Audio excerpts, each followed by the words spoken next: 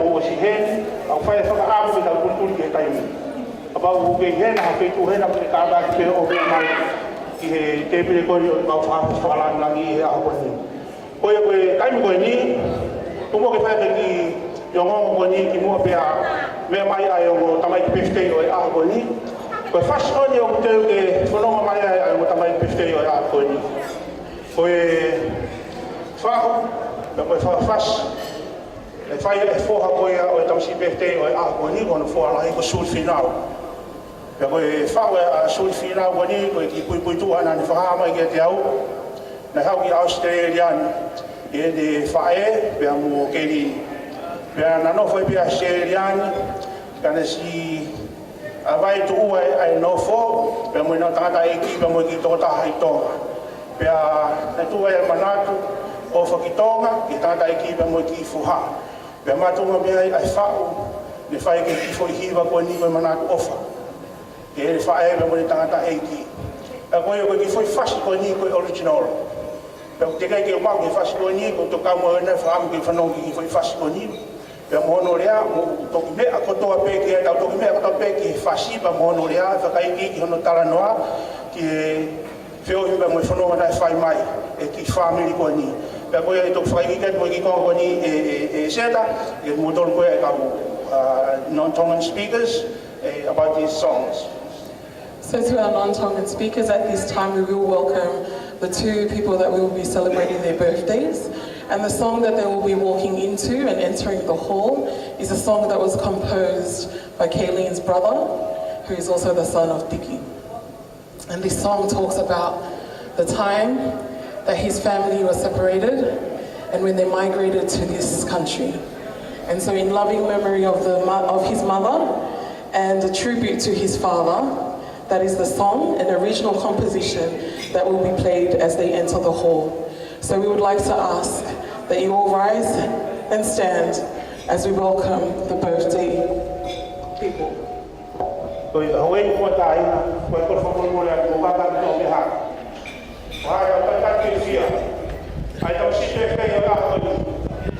Finau from the Yoshia Tapu, the one of the Kayleen, Yoshia Tapu, DJ.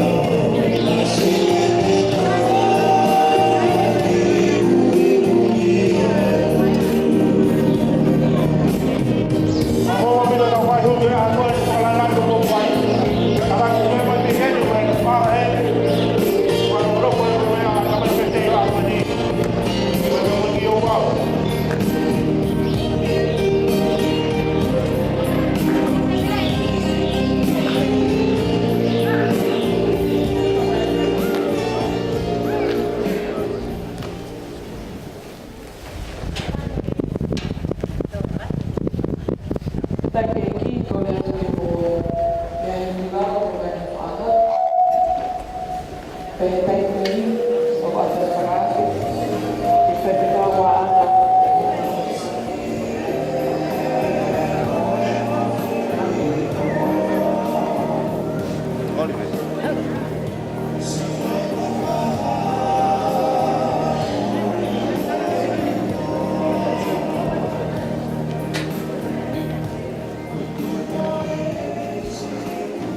Malo bito, no mataina, away for your way. But how my family, and with the Hina Goya, a bit stay with Aquani. We are going to go what you head, but we be with the Hina Bistay Aquani.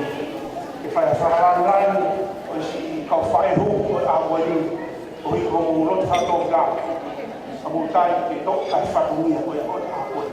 I have Fatumia 5 or 4. On Muroto, I Fakapolo and the family. Como I Fatumia Goni, Farmer Kayleen, the Kafaina Tax, away for your Wagoni, the Goya Bolka Kayleen, to Lava Maya, who forgot for your Wagway, but out of Hawaii.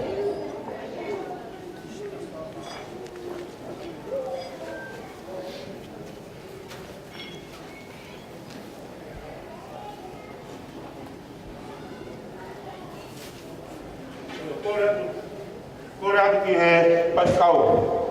So pe tau pe muhu, kata mu au me mai ki muan. O mo mo pe pe ta ma. Ta dai paskau ni. Ko fa e tangata mo ti fora mo Finau, fora mo tu. E ko fo ai. Pia ko ta dai ki pun ta. Pia fo pa ai ro. Vậy nó không mạo lắm thôi. Thì học pháp phương phải tôi nghĩ là phải học kỹ. Vậy ông là hết. Sắp. Vậy để phải học mình. Thì ông cũng là xài rồi. Tôi biết cái đeo trong người chết. Mà tôi không quan thì phải tôi nghĩ là phải học mình. Phải mà nói Kayleen, lang ko fay. Kung kahilin, ako patrilo niyo wow. O tabak, o beste yung ako.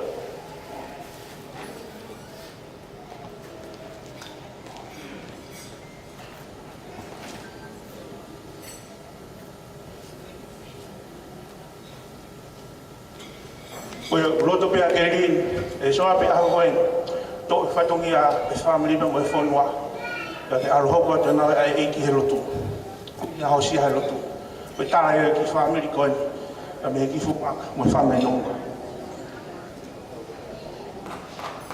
ko si mai ka ta yo wa ni ma ro ke ni wala lang ko fai ko da ki ta dai fai skau pe kan ye sau ko fai mari ko ni aro ko wa tabu iyo na mama.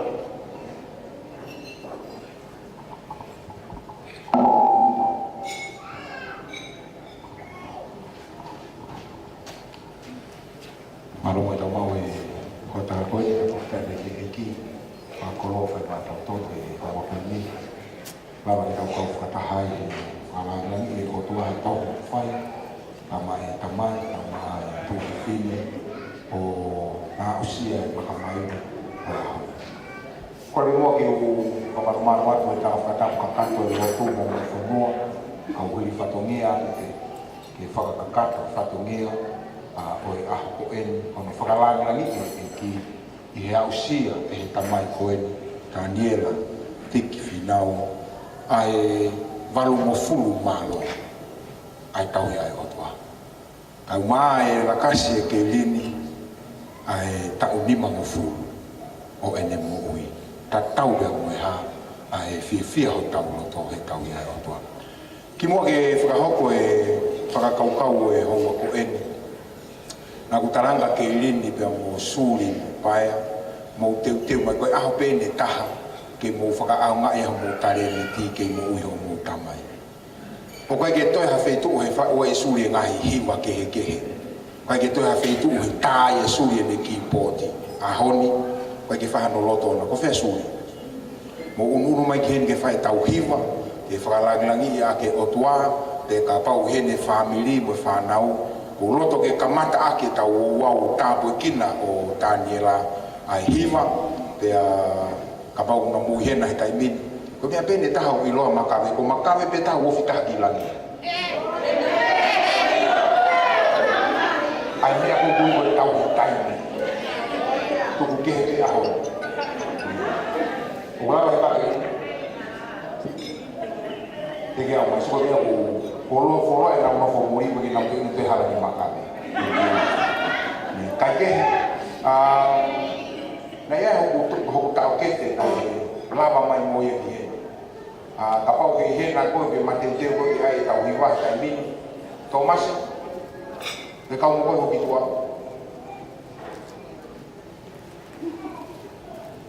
Sange Maria wa bako. Te ta hapai te ta wa bako. Ai hapai. Ka foki ka lo panga chai ni. Sai o tonga tau tatai ko fa pe motor e mo kui ka fa pe mo haloto ke fa wa aki. Ai ka to mai ako. Ke tau lo. Lau Maria ma oni ke kumuni e maume a kotoa be ka e a. Ka e a sāta i oku whiunga mo mauwaiwai. Ke whakaho ata e wholofola lau e aho ko eni o i whakakoloa. O i maka maire a sia. E he tamai pia mo e o whiwhine. Hono la kase e vai ua senturi. Pia mo e tū uta ke he tau o i ngū. Ka koe whakakalokoloa e ke whamiri Finau. Ha ere aho mauloto tau te whito ke he wholofola lau. Ke hoko koe tāpua ke te ki mautolo. Ke klaisi koe alo ka koe mau whakamo ui. Amen. Kore beke u ngawe akpe mua e whainga Maria koe nike o mai eha ngahe whakakaukau. Pea o kou mahu inga ia au pito. Naku tānoange a Kayleen mo se aosi mo suri a neafi. What an honor to be asked, especially on a special day like this. And Taniela Tiki Finau, I have to remove my head of being a church pastor. You have taught me a lot from the days of my young. Pe mahana ka ke misi a tiki a ka aho beheni. Te uhoko ka whai whikau. O wahe ange whamiri. O mau paresteni i loa koe se asa aho whitu he pasifiki ka atoa o whai whikau maweni kau whanonga. O si hanga e tiki o whakotu mau tolu i hala mo e mea whana o ako e left, right. Ka koe mau waa koe o tangata aho ni. Ngā ue ia e tangata koe ni. O kou whia ke o mai ke te ki tau tolu e ngai whakakaukau lau o e wholofola Tiki ka uma a Kayleen. Lau be me tohi ua korinto wahe hiwa mo vesi tahani ma au beheni. Pe ai he whakamooni ai tokoni ai e ki. Oku totonu e whakamalo ki he otua. He kua ke talango fua. Pe oku whakahania ke ongo le leiai asi sukalaisi. Se misi wahe uloaki me stahawa ke tawha. Oku monu ia ai tangata bea mo e whiwhine. Oku na kāta ki ai ahi. He oka iloia oku lerei. E mau e ia ai pare o e moui. Aia kua tala ofa ki ai e ki ke a teki nau tolu. Oku ofa ki a te ia. Ke oua na pehe e hataha. Oka ahi kovi ia. O ahi kovi ia e he otua. He oku i kai wha ahi ai otua e he kovi. Pe oku i kai ahi kovi aia ai toko taha e he otua. Ka kua ke ahi kovi ai tangata aia kua tā ke kina pe a whaka olo he hori pe a ana. Tangi laulau a sere mai a. Wahe tolu vesi wataha ke uaono. Ko ia kua whakamanatu ki hoku loto. Pe ko ia kua ke i maua ia e amanaki. Koe mea he alo ofa si hova kui kai te tau auha. Koe hui o kui kai ke ngata ene manawa ofa. Oku fo ouia he pongi pongi kotoa be. Oku lahi aho oanga tonu. Oku be hoku lau marie. Ko hoku tofi a si hova. Ko ia te uamanaki lelei ia te ia. Oku lelei a si hova. Kia teki nau tolu oku tatari kia te ia. Ki he lau marie oku kumi kia te ia. Tiki soia. Kayleen ka. Oku lelei ki he tangata pea mo e whewhine. Oku amanaki mo tatari kia sihova he e whakamo uia o wholoa. Koro te peke u particularly to Kayleen, I am reading from the book of Galatians 6 and verse 9. And most of our friends, oku nau iloi ai whiohi, kaua Kayleen he tokoni lah, aonga lah, ki he taimi nau kei whakahe mata holoai, he hahalu koe uhi koe ako. Koe taimi ko toa pe ko ulere mai ai ki Australiani me i Papua New Guinea. Ko pau pe ke whakawhiloa ki anga Kayleen, pe ko pau pe ke ave o Kayleen o talanga noni. Noni, koe tui wawa ue kui heni, pe ko hono maari e emi. Koe maulotu ko he sāpate ko ia, te umaua e mea ofa. O te mo eke motor pe kwewhe, koe mea ia e whoaki. Ka ko uloto ke ulau en ma au Kayleen koe hui koe maka maire o e tauni mangofulu. Let's not get tired of doing God, because in time we'll have a harvest if we don't give up. Kayleen, pea ke oua na ke fiu he whailerei, he te tau utu i hono wha i tau to tonu, o ka pau e ikai te tau waiwai. Ka pau te mou sio mai tola he sio mai hena ko sio mai ka Kayleen, ko ki tahine pau u a Kayleen. Taku e whakamatala be tako to e pau a Kayleen. Kau nofo whakakau ke uhinga koe o hingoa Kayleen. I'm not sure whether Kayleen know the meaning of her name. Koe uhinga koe hingoa Kayleen i he rea whakahepelu o kune tala mai koe tatau pe koe ofi o tua. Man koe ofi o. Taka pau, usiko kapatau behe. I he tauhiwa beak mo Kayleen. Ka pau behe ofi he o tua Maari e lahi whakamana wahe. Ka kono liriu ko he nofo, koe rea Kayleen ia kula he no ngau kere whakapalangi. Kono uhinga ko he whakabritania, koe keeper of keys. And Kayleen, you are the keeper of keys. And that keys have many keys. The keeper of peace to your family. Today, uke hoko ko koe filo, ke nono ake family. Oku hau e family me uta motahi. Ke no ke te kina ki nau tolu he ahoni, because you are the keeper of the keys. He oku whakaho ata ho hingoa, ho ofi ki he otua. Pe oku lalaka, oku mata ia he matanga, he aho koini, ho whakawhotunga. Taniela, nei tuku pe koe ke whakamui he whakakau. Kau ku mahu inga ke te au, ai a wau e tau motua. Koe walu noa, o ku tala noa e wholofola. Ka hau kia e tangata, koe tau e oi pia moe ngū. Ko wawhia toa ne awhia Tiki pia u tala ange kia Tiki. Ke kei whaka ofa pe. Tala mai Tiki, loto pe. Pia tuhua Tiki tala mai Tiki, kovi e vae. Ko tala ange, Tiki, saiko ke walu noa. So mai ke he ua noa. Ke he ua noa. O si kovi pe moe wa e ia. Ka koe whakakoloa nea e o tuaku tala noa e whungani marunga ki he hingoa o Taniela. Ko hingoa Taniela ko whuirea ke he ua, he rea whakahepelu. Pe kou sai ia uno whotu he aho koeni, ke whakamanatu ke whamiri, ke whakamanatu ke siaosi, koe lahi taha whuke a Tiki e taimini. Ke whakamanatu e uhinga hingoa Taniela, koe whuirea ke he ua, ulo aki koe tin. Herea whakahepelu, ko no wā koe ea. Ko e din o ku hinga ia koe whakamau. Ko e eo o ku hinga ia ko si hova. Ko si hova ho whakamau. Siausi, tu koe tu i tu aka si o mai ho whakamau. Ko tangata tene talatu o ku tonu e, o ku hala e, o ku sai e, tuku e, ko si hova o whakamau. O kai peke o te vei au ko ngau e petik soia, Taniela. Ka pau ko tau motu a ko fitu ngofuru, ka whai hono mālohi o walu ngofuru, tala mai, ko tau e oiba mo e mamahi, kilo e lau e motu a koe ni, ko tau e o ku whakautua. He ku tau ngungu ho tau ngu, ka ku tū takai e tau whānau, ke whai ho tau hapai, he koe whei lau nā tau whai, o au sia e a koe ni. Sā me hiwa ngofuru mātaha, e I kai te ke manawahe koe uhi koe mea whakairifia I he pō. Pea koe uhi koe ngā hau o ku ponatu I he aho.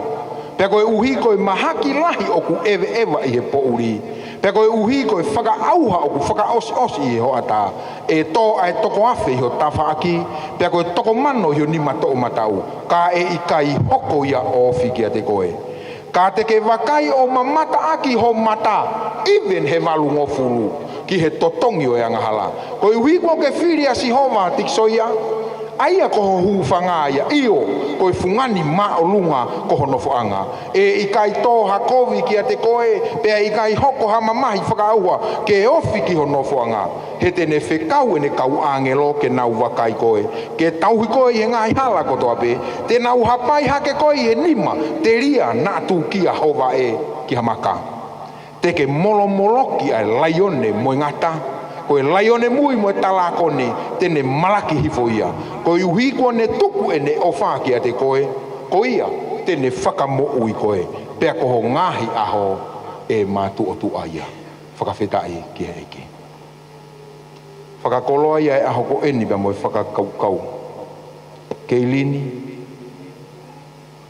ofi pe koe tatau mo e otua. The keepers of geese. Taniela, ko si hova, ho whakamau. Whakaho ataia, he toi ngai whanonga. Pea ke taumaringi mai e fofonga o si hova, e ne keresi, ke toka he whaifkau, mo tautolu e haawhanga maalari e hako eni, ke langi pe, ko e kaweinga e haawhanga ko eni, ke langi pe, a si hova. Amen. O lava e tau hiwa, ko si iau mai tau tamai ki hiwa, te ki ai. Te ulawa kau te malanga ka nai hui hoa taha, kai ke au mai ka hiwa. Ka pau i kai, te ke au mai, Tomasi, malo Tomasi. Hau ki no ai refu hiwa koni. Ai rewa Tomasi hiwa koni, whekau, whamore kau ki pui tala hui e tu pe. O ilo pe kau sisi taha kau whaiwhiku. Ka hiri pe mua eni. Sai pe tangata e kia pau te ke mea pe koheni. Ai peo ka hea masi o matatau. Ke mokata ki mai ke ta kau whataha. Hono tāpui kina e birthday I he ahua ni. Tomasi.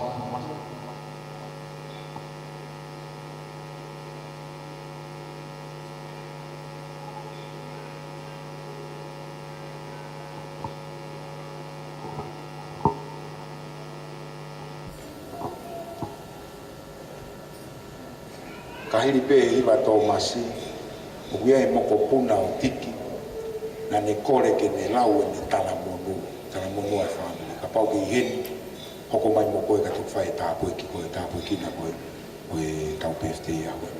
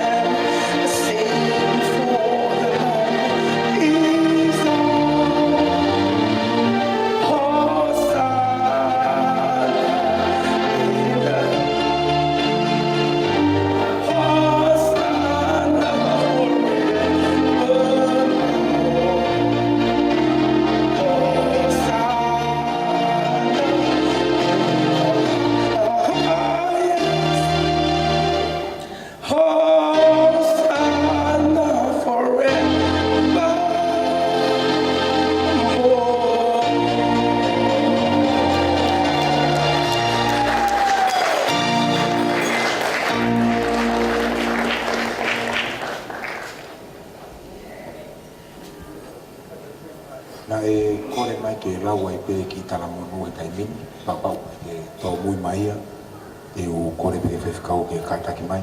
Au i hena mo whewhikau tangkina lono hea, kātaki mai mo koe, ke tau kau whakataha no tāpua kina ai birthday i e hoa koe ni. Amore koe. Mo mea pe hena ngota mai birthday, turo watu. Kau kātaki mai tau taktahape mo e ta whake. Au ko ki loto ke whewhikau. Mea ko loto ke. Tupe waha ai o mo.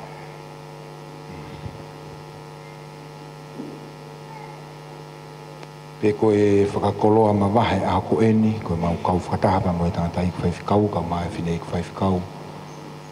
O kai te ha mea mahu i ngā anka ko e loto. Ke hiki hake ai tau walu noa kai umai ni mango fulu ka koe tāpua ki ai otua. Paku whakawhipe ki mō tolu, te mā whakahoko loa pē mō whakau ea masi ai lotu, tēne kamata, leo tuku whakaosi atu, ai tāpua ki mawahe a koe ni. Whamoni mōre whaiwhikau.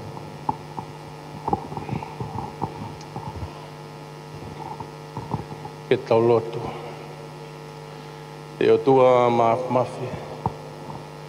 Ko koe ka mauta mai pahe wania e awhiona. O tua lahi aho awhio. E nai whehui o pehe pe uki whe ai o tua. Pea tari o kuke i he pōtu kotoa pe. Pamahino e sāme. Ka mauka aluha ke kihe langi. O ku iai aha mau o tua. Pea ka mau ka hifo ki heri o ngau iai ho mau mohe ngā. O ku ke iai ai a whiona. Pea ka mau ka tui ai kapakau e pongpongi pea punat. Ke ngata anga o e langi. O ku iai ai mau tamai. Pea ku iai ho mau tala whakakoloa. Tā mai ko nima tō matau. Tēne tataki ai aki mau tolu. Eo, koe mau ngahi mahalo ku kei mama o. Kua loa e toka mea ai e a whiona. O ku mau hanga atu ma loto o ku whia. Ke o atu ho mau laka ngā. Tāo ke whinanga alo e a whiona. Ko e whawhetai. Ia mo e whamalo atu. Talama e sāme re aho e ke mau whia ai. He koe aho nai ngāo e si hoa ke mau ne ke ne kai. E o whamooni. He koe ahoni. Koe aho e tala mesi ai a whiona. Aki ai koloa fungani. O e māma ku mau ia ika koe mou i ko ke whaki. He ko hai ko aha loto e tae whia. Ke puna tala haka. Ke whakahāia ne koloa kotoa pē.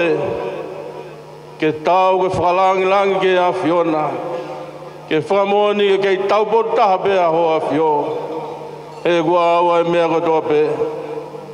Ma whamalo ke a whiona e hoa koen. Malo e maulawe e hoa. Ku whakahae ki na hoa whamoho tauhi. Ia Kayleen.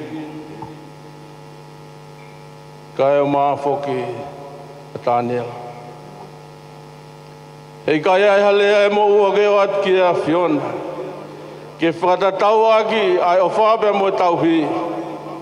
Kua hokosia o whamoni koe o whapea e a whiona. Maulawe hoa koe ne e ku mau whamalo atu he mea kotoa pē.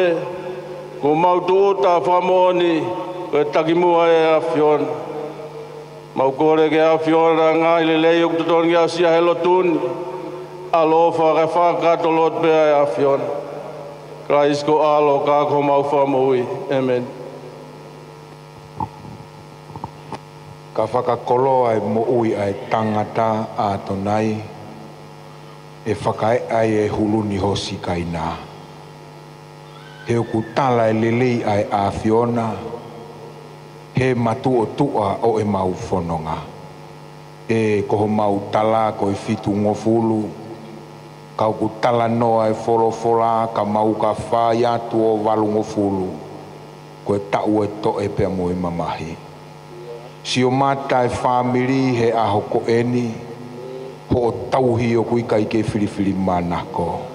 Lalaka e tamai me he to utangata e kuonga, ne lakasi e hongo fulu, laka atu he ua fulu, fononga e tolu ngo fulu, maumata e wha ngo fulu, laka fie tangata he nima ngo fulu, tuu he ono ngo fulu, ahoni ne ewe ewa he fitu ngo fulu, kai whakalaulau loto, ai ngahi monu o ku talanoa he same he walu ngo fulu malo o e fononga.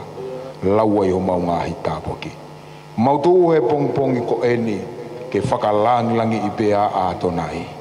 Fe unga noa sātai moho mau waiwai. Ka more lau maari e maani oni, o kaunanga e Kayleen, hange koe he tapa o ku whai ki hono hingoa, ke ofi he awhiona. O kune puke ki o e family, puke merino, puke mau luta, puke fe ofani, puke ngā ue whakataha, pea toki kanoni ake, ai manongi ho huawha ka koe tamasi i otua. Mauhanga atu kia te koe whakamore more. La laka ai ahoni o whanonga i o taribea be mua. Tākanga be mo tākaua. Mo mua koe bea ke mui he na whanonga. Tō matau bea ke i tō hema. Kai lava ke i kuna mua tau pe hene taha i he whanonga nga. Momo i ato e mau whehui he ahoko eni.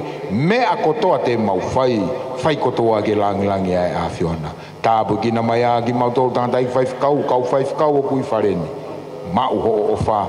Te mau kau whakataha ke whakalangilangi e a whiona pehe mau lotu mo i mau hu kalaisi koe alo kako mau whakamohui. Amen. Malo bitu.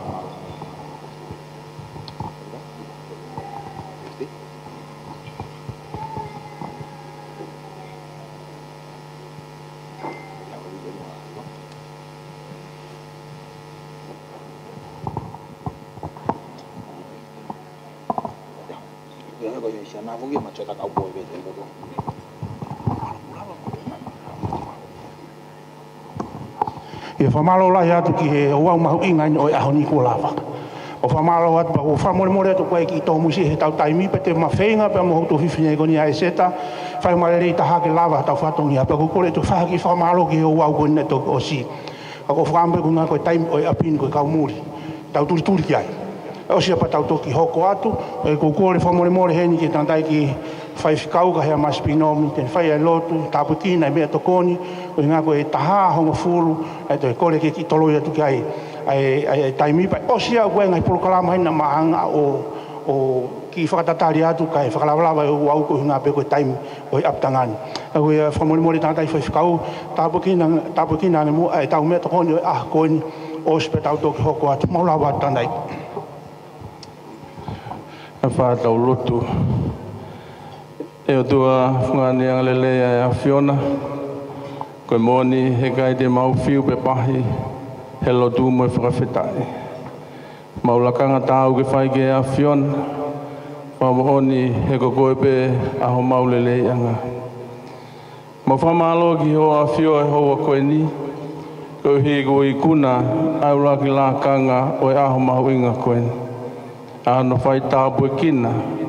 O hokosia o aho o Kayleen kai o mā ai sene tangata iki Taniela.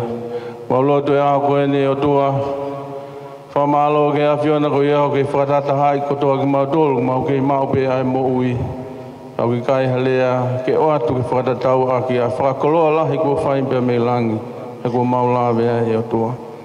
Koe tala ai o tua ku mau hanga atu ke a whiona. Ko ia be ko te ko fai he a ko en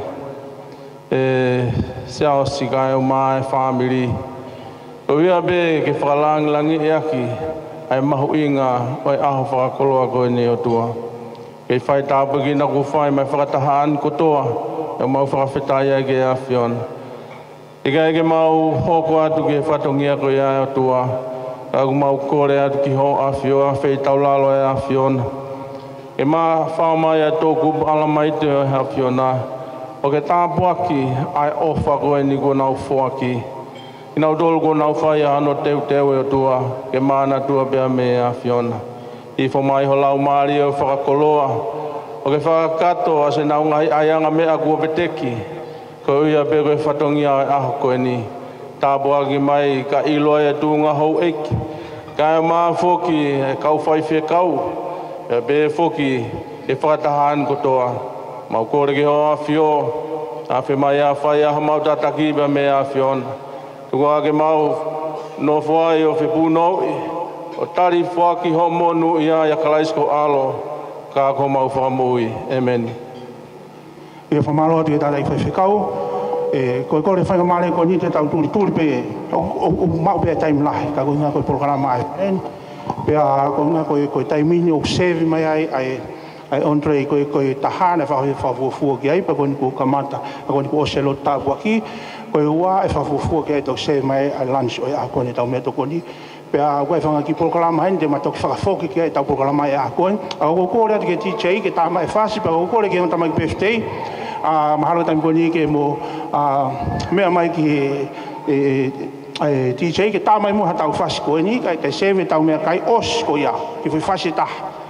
Pea tau tuho atu ki tau programa hako kua tūlo tonga ko ia e sevi mai tau ontre i a koe ni.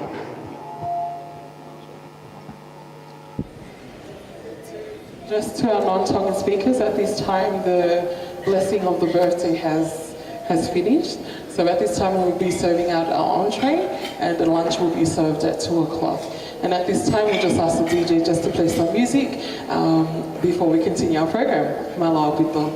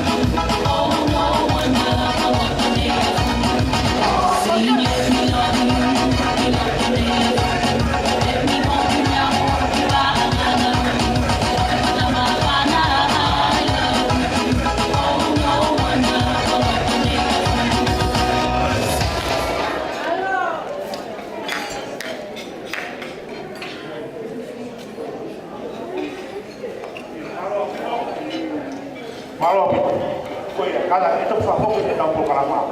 I tau tamata, ka tepe tūri koe ngā koe tai koe koe koe tangan, ka mui kare.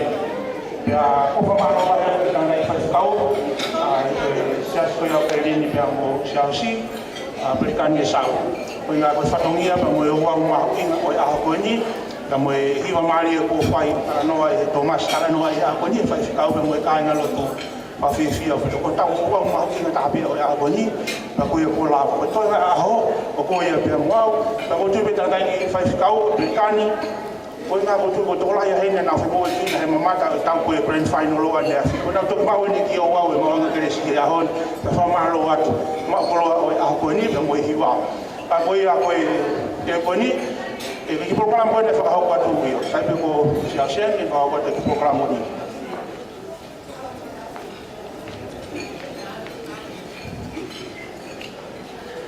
Koe ki whatongia koe nie whahau mai pe, ki whatongia koe ni, tala mai koe na mumea mai pe ane nai, ki o wau koe o e to, e lini, ai tau wala koe o e kau whae ki. Nei kamata ni tangata i whai whakau koe a soa pe tau pe muhu, o whai anga to kai koro i a kawasi. Pe koe ni kore mai, e hau ata ki whai porkarama koe ni, ki toina o e kau whae hoki a koe ni, pia malo e Kayleen whambe ki whae whakalangrani, honge ki whakamalo na whae atu ki motolo tau whae hoki, malo ho mumau ai lotu whato pilau. Amo toko ai whatongia o e aponi, o kai koe whatongia o whae mafua, ka kau mupore ki ai, o kukoroa ia ai lotu whae o Tiki, ka maasas, amo na whae pe koe o whae whakama Kayleen, ki whae whakalangrani wani ki motolo, to whatongia mo whae malo.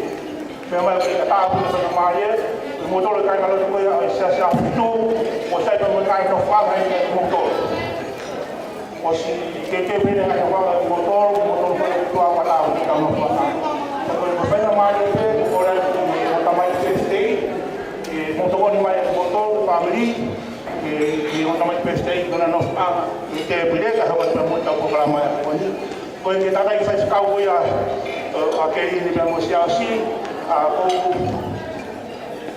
Vamos ver a companhia lá na TV, como acaba, como está aqui, vai. Aku vamos ver a calma aqui, que logo hala balu ko mara payo para taisi. Aku vamos na dat pe hon. Ko hapai masani na ai kolosi. Ko yo ka fica ka ko tauka. Hon tauka be. Ka ko ya ko informalo to tara fica ma ko la ya ko ni Fabre hake koe kilawe ane nai, e ai kai prokalama nei tutu ki mua kai whakalawa e wau, te ko whakakato ai prokalama e ahakoni ai wharene. Koia, e te whawhoka ai prokalama ke tau kamata mai ka mei mua, e whahako tai mutua koni o whakahoha atu. Ko pingoa ko mo sese tau kia mua. Pea, koe mutua koni o whakahoha atu, koe moko puna au e whae tangata. I don't see birthday o e aho koe ni. Te tau whaalawe ki ai anaiani, e koutui o si whao me whaamiri, e o mai o hiki au alu li ke whetuko to tonu keu kai. E nei whai hono whakako nao ke ngā koe whatongi au e aho koe ni. Te tau whaalawe ki ai anaiani, ai koe whaapeke whakakoto ai ki whatongi a koe amo ki whaapeke tau mau e ki whahinohino koe ni, just to remind everyone. It's very important to have some information about this venue. Just in case of anything happen, never know, might happen. It's just in case for everyone to be aware of it. Any natural disaster might happen, never know. So it's better to be aware of it. Any shooting, earthquakes, fire, any natural emergency, never know might happen. Just in case for you to be aware what to do. So you can find the green sign, the main entrance, and in front of me right, in my left here, the exit, emergency exit, for your safety. Koe whamea ni motoru, pe koe loki koe kai mataru, kai mene, hok tō matau, e ta whaki koe a horon pe, pe koe matapahua na mai o kuiai, e ta whaki tō matau, o kuiai pe moe wharea e taha, e kai tangata pe moe kai whewhi. Ka koe o te ai haki mea e tokanga te taha, ko tū koe pe moe pāheni, e motoru whi mau ka whakamokomoko, o kuiai pe ai pāheni o he. Ka koe tū koe teu e tau ngai kātoanga pe ni, koe tola no se hela ia pe whakatau kau e kātoanga. Te ki whai hafoi ngā oe e ta. O koe kaha ku tau kei ki whare ki whai ngā whai tō o mea koe ni. A te whakau kau te he mea pe taura mau e apitangai. E ka pau ku ke whūhela ia, e rosia ho haka. E haura ki puai ne kula pe kaha. Whatoka maari a ku haloto. Whaparanisia ke toto. Pūwhanga whatapu. Pea ka pau ni hena na koe whuia kau e tō tāna na roke whoro, koro ke tau whia i aha koe ni, e tau kātoanga koe a oku whai. Pea ku whamara koe, pea whamara koe pe me whamiri. Ne kala mai he siasi ke te au, nā mai tangata i kipu, nā whotu e kawe inga koe ni, e nā whraua e pe mui ki whamiri e tau koe ni, e pēhanu kawe inga, e lani e pe ai e ki. E nā whai mai te whamiri, I a honi te whakakau mai e programa e kāponi e kawenga koe a e lani e ki. Koe e hoi ki makaina, ko kōrea mana koe tau kawenga koe i a honi whia. A mea ki tau whai a honi e lani e pia e ki. Pea ka lawa pe tau tuku i a honi mana koe tau kawenga koe a i a honi. Pea whata, e ki ongo koe i kai koe birthday pe o i a honi. E kātoa ngau tau henya e a honi, nā maua i ki ongo koe ni. Koe tōku fuafua tai meni, e lawa e Tiki pe mono ki whamiri, owa he tau e tonu mawhulu, koe nau toki lawa inu mahu, ai whakatata, i whonuani. Nge koe na mō mea ki ai e whasi o kamata, nei whao e suri ko whakalahi o Tiki, ai ki whasi koe ia ke whamanatu, ai anga e whanoa na whai nau ki whamiri. A koe tōku fuafua tai meni, ke nau whakatata o tō ai. Lo mea pāngo, ue ko mai whaki o nau mama o atu. Te koe whakapapalahi, a mea palahi ke whāmiri ko i. Koe ko kore ke DJ, o mua tau whasi ko tupi ki loloa, o sika pa tau tupi hoko ati ke ngai pōkala mako, tau ki hene pe mau tōwhi whine, ma whito ko ni ati, i ngau e aha koe ni i e whatongia o e MC. Mahalo.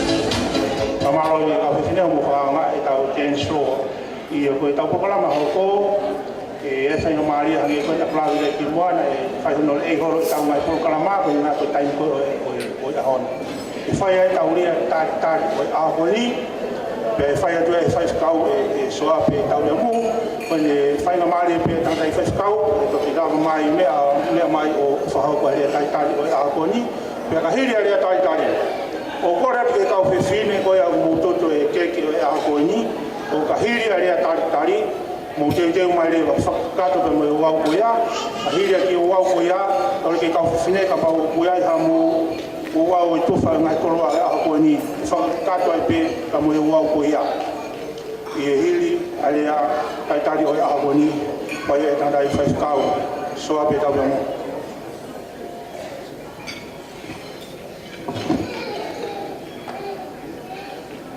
ko de pe ke o fatap ke o tua mafi na le foto tu a ko fatap ke ka fa kau na ka fata ya ko pe au famal malo pe tal fatap kakato ton ke a fa ken ka ta pe mo au ke fa kakato ki fatongia ko na ku hawa ne nai o alo fai huki pea to e ave au e tangata PFT ki wala e la mua pea kai ke wilo pe ko fe tu te ukau ki ai ka ko fu mo nui au pito ke tahine PFT pea mo e tangata PFT na tonu ke wala wia o nofo he holo mau pe vai o e tangata PFT ka kuni hange ave au fu malunga au pito ya hon ko ki feitu ko mau yai o wi ko northern territory pa kono fakano no wo pe ko en lati to kuwa ko en ti hange fagare ka wapo ko not today pa ko winga not today ka na tolu ko ki ha me ai pau ko wi ka pa te ulu ya pa hala he pa fe moea pa to ko ta pa ve hala tatawa be to la he to si ko fa ko lo a ko ni ko lave monui a he foto tu fai e tata ki PFT a hon pa mono ofe fine ko tu pe ke fa ho fonga de a taritani e o family a hon o honga pita a ko en hange ko na tau whanongo ki ai wa mama o tangata i ko ni pa mo ki Finau pa he ahoni ko na u ka fa ta ha ko ni pe agwai ai whakaloto lahi ko i ko ha ko o tua ko tau kai o mo ui o tua ko ia tala mai fa fo mai folofola ko palo web ta no vesi wa noa ko ia tokanga ke folofola te ne ilo halele pe ko ia falala ki asi hova ko toki monu iai pa vetai lahi a ko ni e si onga family tau ka fata pa mo ngahe maheni pa mo ka wa ku tau lava mai atua e rea taritai loto fia ki mautol fie tuku ho mo ua a mo lave mai lava mai tau ka fata mai ka u sevaniti ku nau whakahonga e ahon. Pea mo teu o e koloa folofola whakato aki ai aho o e ongo PFT i koe ni. Whamore more. Ki mea tokoni ko teu. Iai ha mea o kai te ke whie maari ai whamore more ne kai tuku halerei ka koe ngata anga ko toa peia. O e iwi pia mo e teu o whai i he ki Finau ke rini o maasuri pia mo e family pa umau ato ai whamalo lahi kia ki mo tolu pia mo e tu o whai koe ki mo tua koni o kutu koe lahi tāpeu tangata i ki ka sisi taha ai whae ai tamasi PFT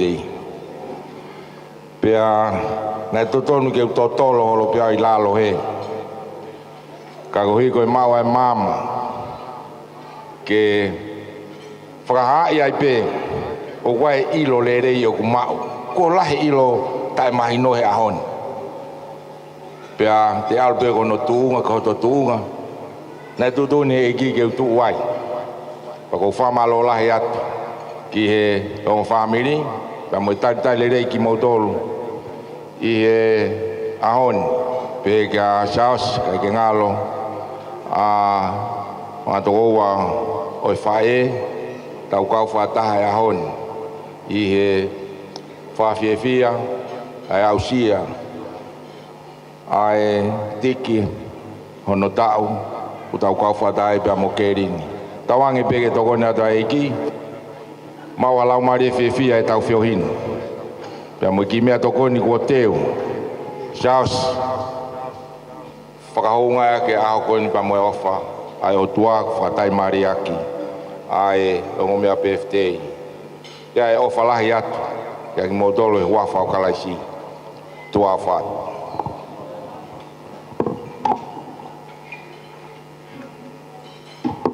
Pamalo atu ke whekau so ape tau me muhi e rea tari ma whana ko whai e hakoni. Pea koe ki whamanatu atu peni a te motolo kai ngai e hakoni. Koe ki whakaanganga pena ki whakamama whana pe tau mea tokoni. Koe ua o tok sevi mai ai e tau lansi koe ni. Koe ki whamama alo hea tu pena ko hinga ke moma whakaanga e tau whasi e a hakoni. Koe ka hiri ani e tāma e tau whasi kai te uteu mai ai kau whiwhine koe e no mai o e ua koe o e keke. Pea ka hoko atai pe mo ngai whatongia ke heke e koe a.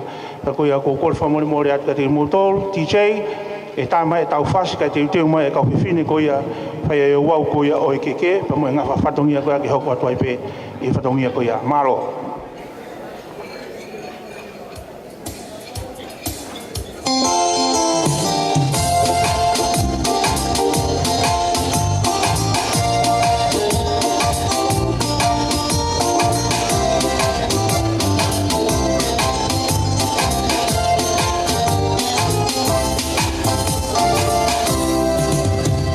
Si o fara e hake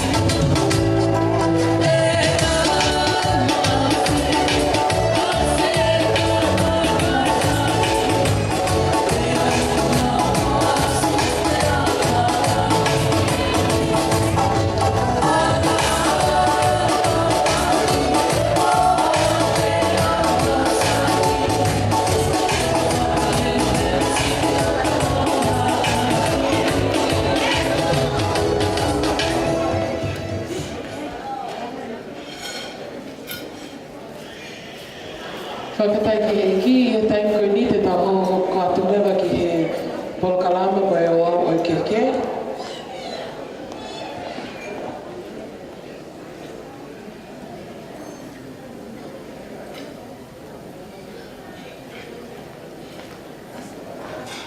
Whakatai ke iki, pa whaafete ni ki a Kayleen, ka mā Tiki, ke mo lava mai ki he ke. Ke puhi o mo ke pia ke whai o mo hiwa I he ahoni.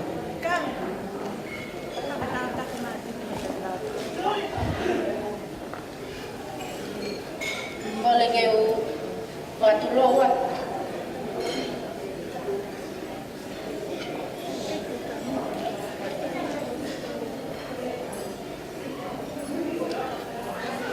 Ya mo e tala watu ahoni. Tama e fine motua koe ni. Ke ui e ke o Tiki.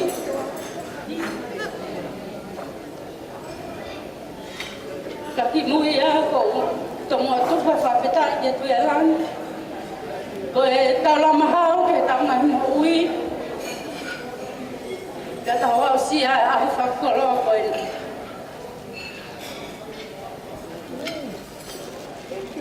Ie, hawan, gogo lea. O kia e a Tiki, pia moine mas. Pia gogo lea tu ke kau whewhine ko ia. Ke mau mea mai.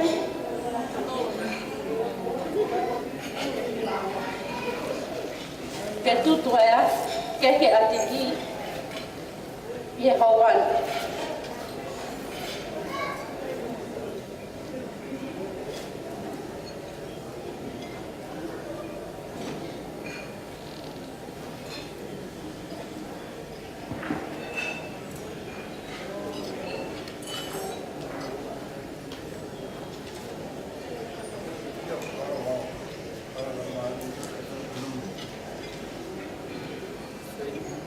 So just for our non-tongue speakers at this time, we will now be doing the cake ceremony, where they will be blowing out the cake, singing happy birthday, and then continuing on to the traditional Tongan gifting that comes with the cake giving.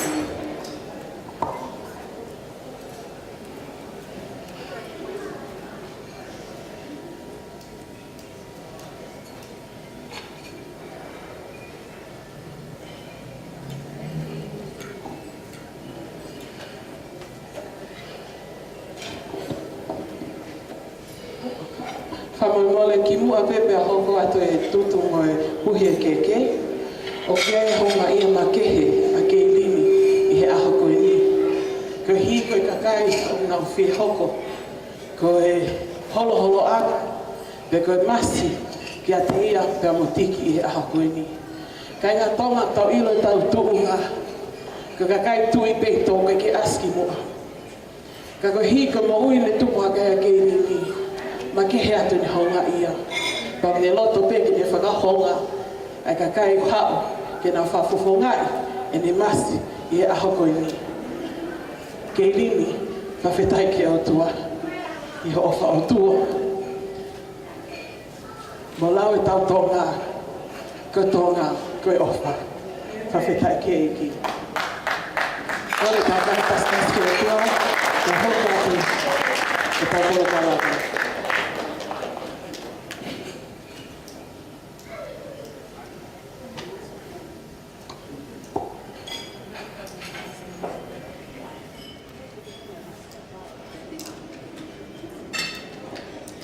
Ko wholoi nau mamahi me hapai ku kei mau kei poto he tutu e masi e taimi. Kai ke. Ko mawana ki mas palangi, e kai mas fe ni ami o tau ia. Kai ke he. Ano muka na ngā whakwetai ko tari no muka sisu taimi.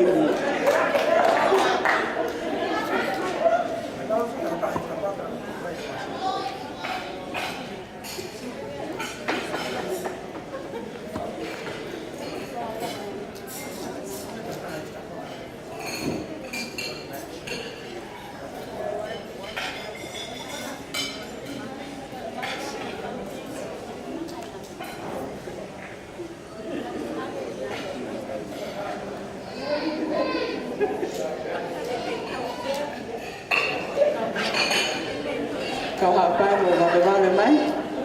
Nā tau mama tauru. Ke whawhetai ke iki. I hana lotonga koe ne tau ki tatari ke tutu e ke tau whawhetai ki au tua. Ko ki mau tolo ke mo si lawe e mo MC a honi. Mau kau pe mo kau MC he holo holo anga ngo mea birthday. Kai tā lunga me loto lele e tahine ko Kayleen. O ne loto lele ke mahau o tokoni ki hono MC e birthday aho koe ni. Pa tau whawhetai ki au tua he konga mama o tau iai. Pa tau sio ke whetukutuku a mate.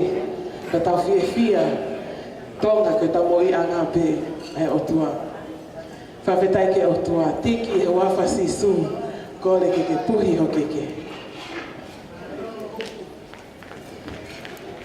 Te teo taha ua tolu. Happy birthday to you. Happy birthday to you. Happy birthday, dear Kayleen. Happy birthday to you. Long life to you.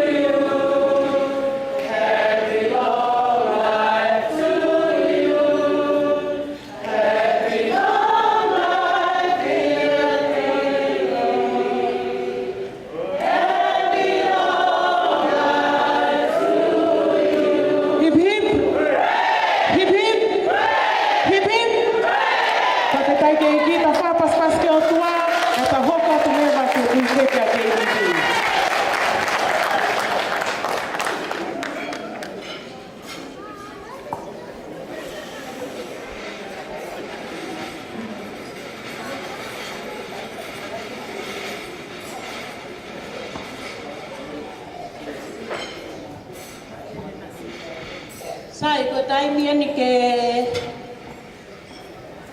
tutua ke a Kayleen pe au ka fe ia tu ai afi a Kayleen ke me amai o tutu ke a Kayleen.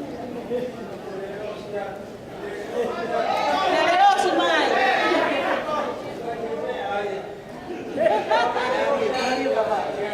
Maria baba ko apa ya lo tuia.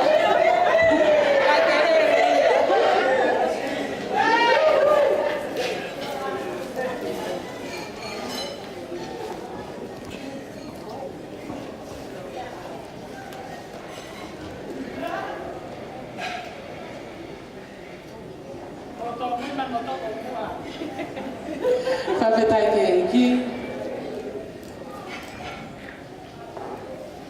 Tau ko lele wahet ke a Kayleen, ke ni ngā mai ko pui hono ke.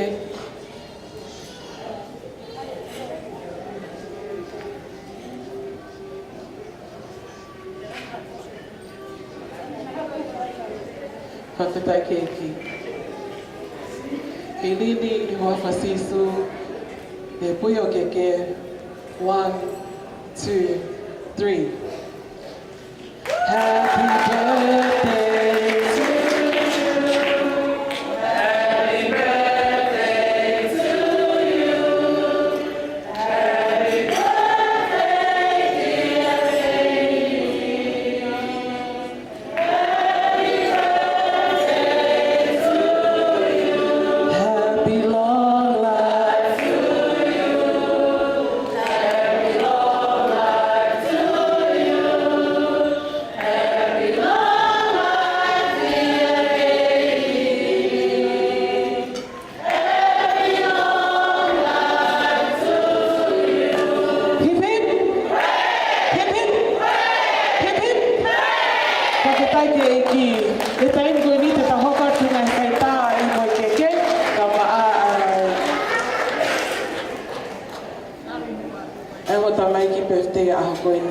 Kole beke DJ ke tata me pe hanga fasi whakawhi atoini ke te pile whalangangi I orunga ke mo alawa mai ke whai ho mota hiri pe ia pe alawa mai e te pile whalangangi I laloni I mua pe hiri ko ia tau to kokat ke ngai family me ngai maheni DJ tata ke ta maha tau fasi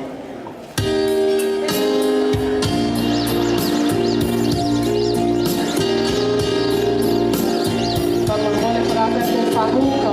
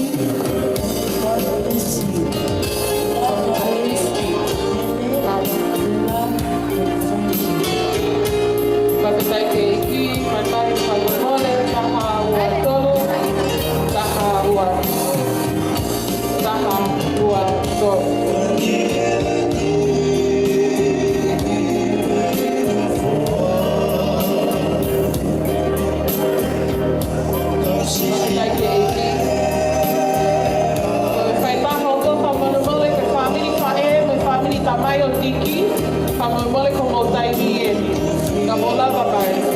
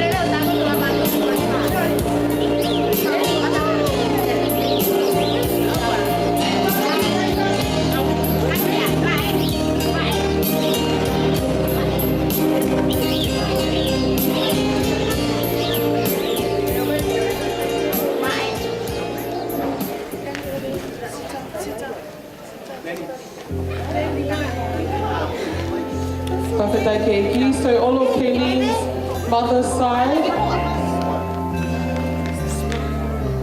please can make it to the front for the photo, please. Apologies to the non-Tongan speakers. We are now continuing with the photo time in the cave. There will be a time we will be calling Kayleen's colleague and boss to come.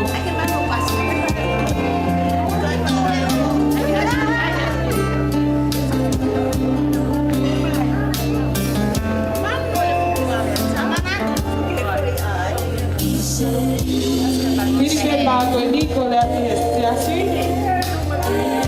Kaya Latu a Kayleen.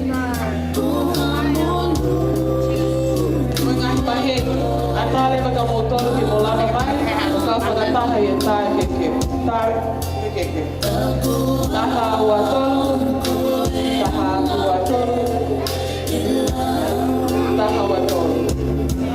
tapi tadi.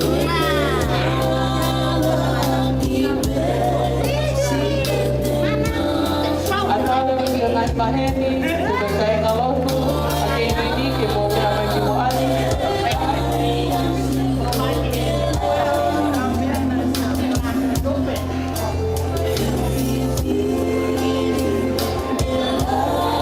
We'd like to invite Kayleen's boss.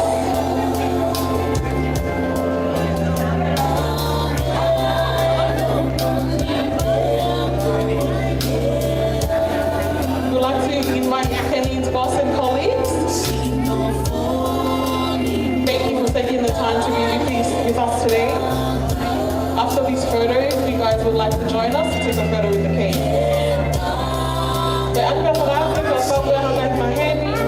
Family, family, mole, ngalo ke magahoka tu mo atape ke mo mea mai kai tawe no tawe birthday.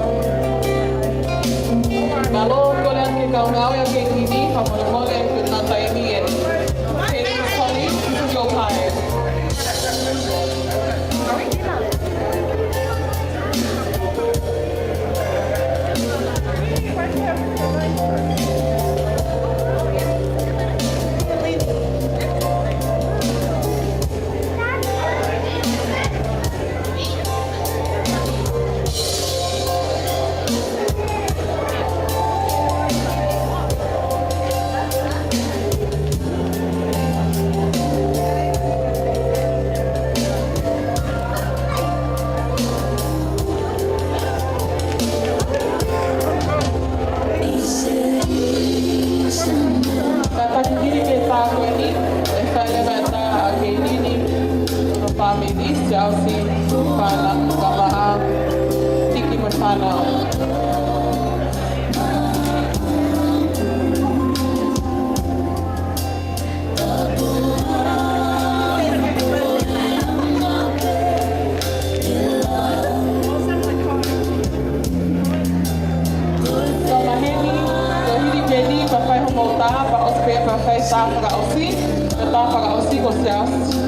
Kayleen and my family.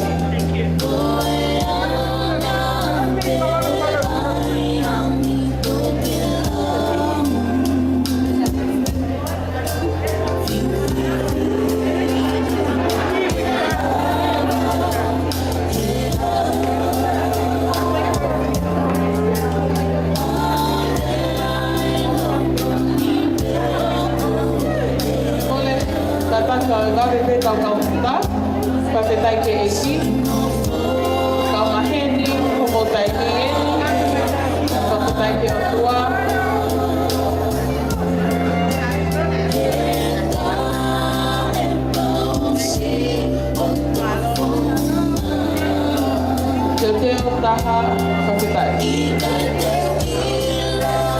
Whawhetai, ka mahen koe ni, ka moimoi, ka mini, whawhetai ke o tua.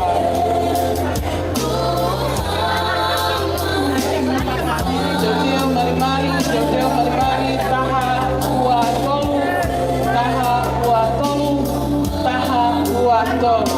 Whawhetai ke eki. Kole aku hoko mai, kole aku ke family makawe.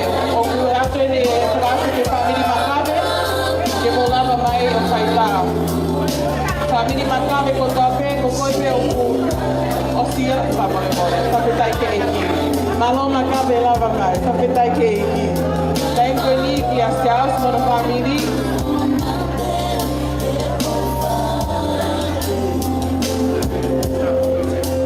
Whawhetai ke o tua.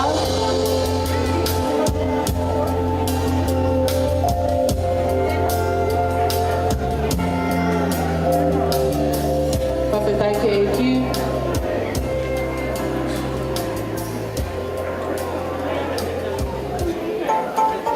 Whawhetai ke eki. Manwari, Teo.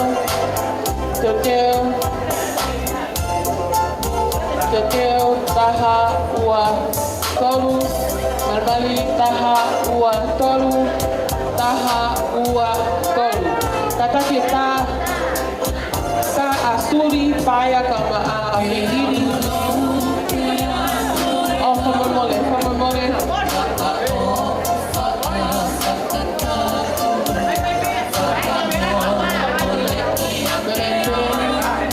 Teo, manwari, taha, ua, tolu.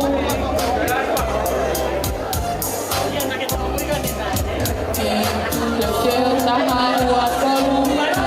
Taha, ua, tolu. Taha, ua, tolu. Whawhetai ke eki. Kore atu. Hiri pe tā koe ni, ka kore atu a suri mo paia. Ke aiha mo tā, mo tamai te. Teo marimari.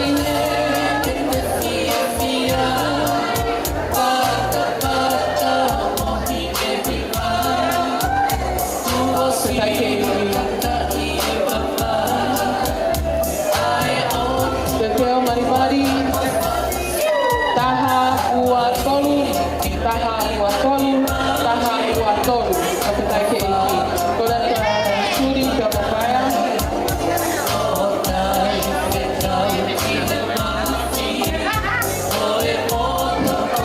Pagbobola ke whakate palangi, koe me o se tau proklama whaitau.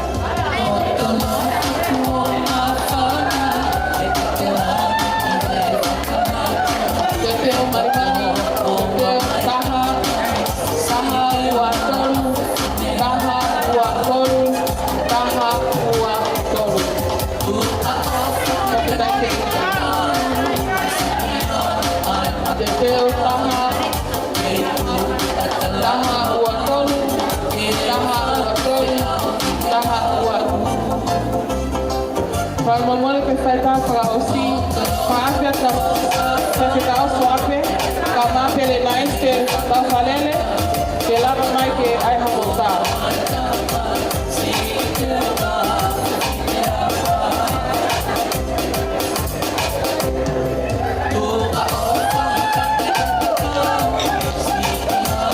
Whawhetai ke eki. O tele naise, ka maa ka kau, ka maa a Tiki. The first cousins ko koe. Whawhetai ke o tua. Teo marimari, taha ua tolu. Taha ua tolu. Taha ua tolu.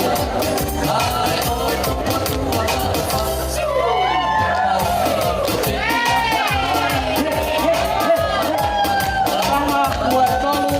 Taha ua tolu. Whawhetai ke eki. E taim koe ni, e lava koe mo tanai ke teku na nofo anga. Kata hoka ke polokalama o au ke te kuwa te DJ. I whamaha whasnau ka Moimoi. I whasnau be kata hoka atu. Whawhetai ke eki.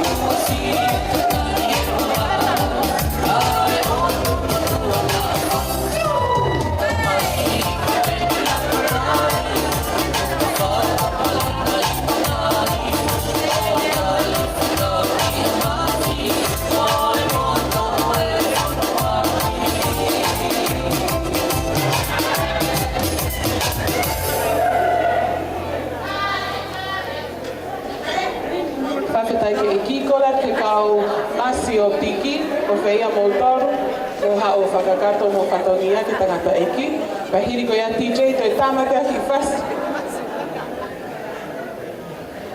Hiri peni te tāmatea tau ki whasi, ka e tuwha mai a e tau lunch. Ka mokole kone tuwha mai wharikai, e tau lunch e time koe ni. Kei TJ, take it away.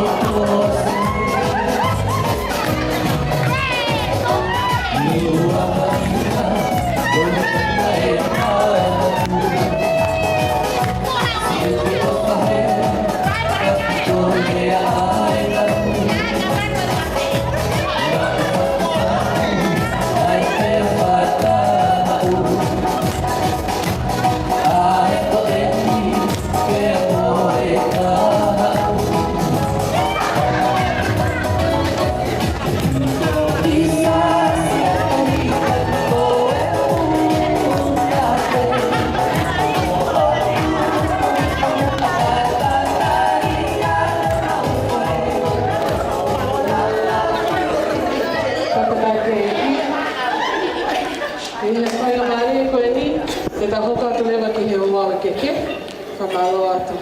Kainga, o kei no fo e tau kātoanga, whawhitai ke iki.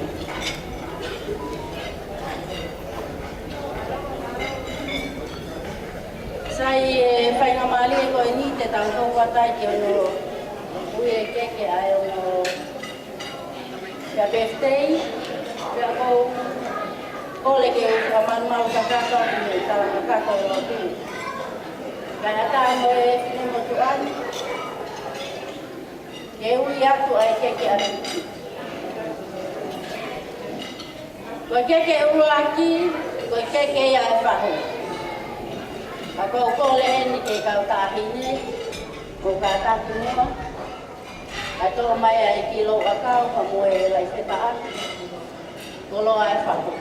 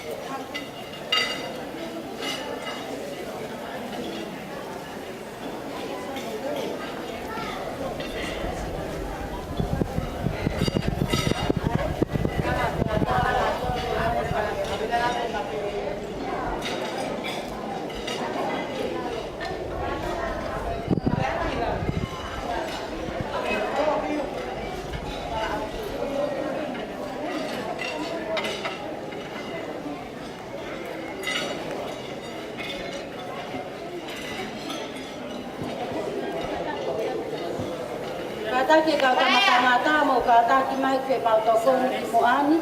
Salas. Para.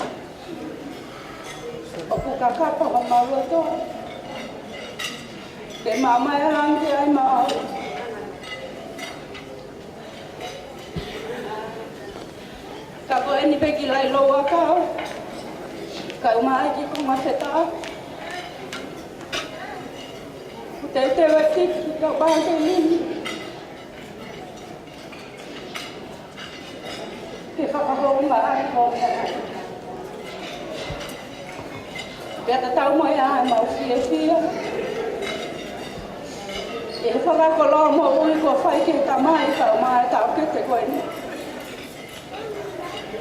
Kai ke hamea e ma. Ko e ni pe mai whata. Mono mono. Ko te teo he whakawha e ke whakainasi a ke peitu. Ko lea tu DJ. Tā mai mo koe whasi. Pea koko lea ko nau tau. Nau ka ke meani. Mo lapa mai pea tau. O tau i ke mau.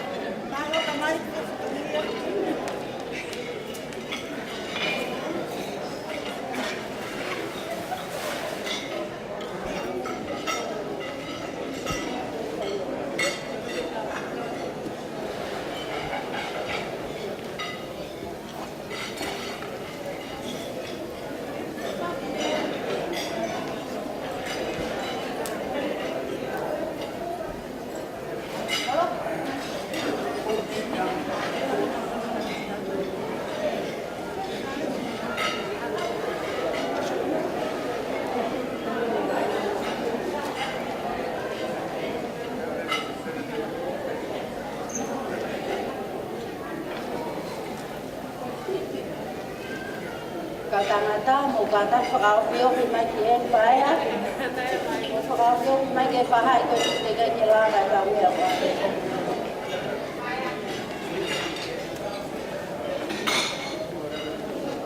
Koe keke hono wā. Koe keke ia whai whekawa tiki. O whua ki ia. Ia tangkina.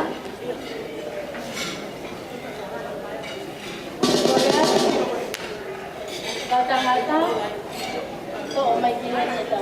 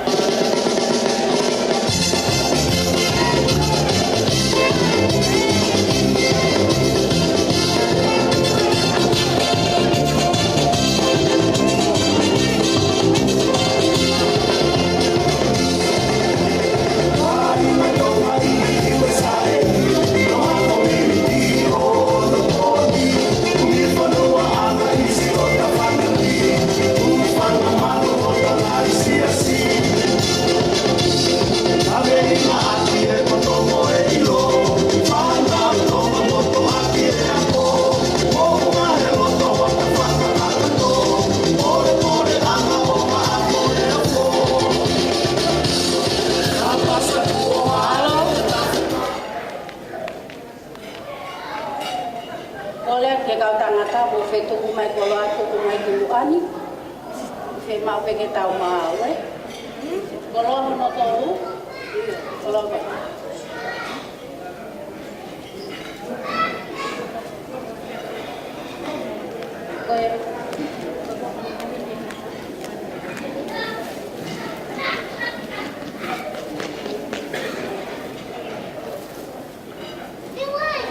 Ko ke hono tolu. Ko ke ya ala no.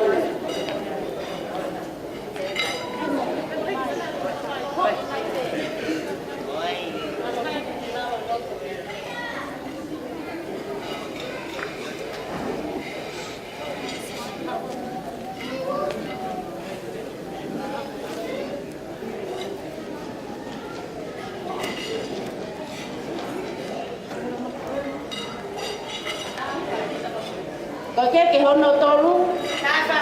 Ko ke ya ala no. Ko mole ke.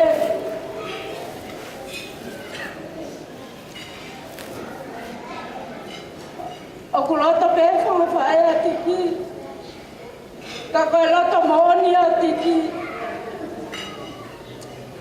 Leo mona vai tu e fili e family ko ni. Kana ke tau hi pe ka mai ko ni ne ka ka ka mone palo mes mone fu ka. Ka blo to fia pe ya he a honi.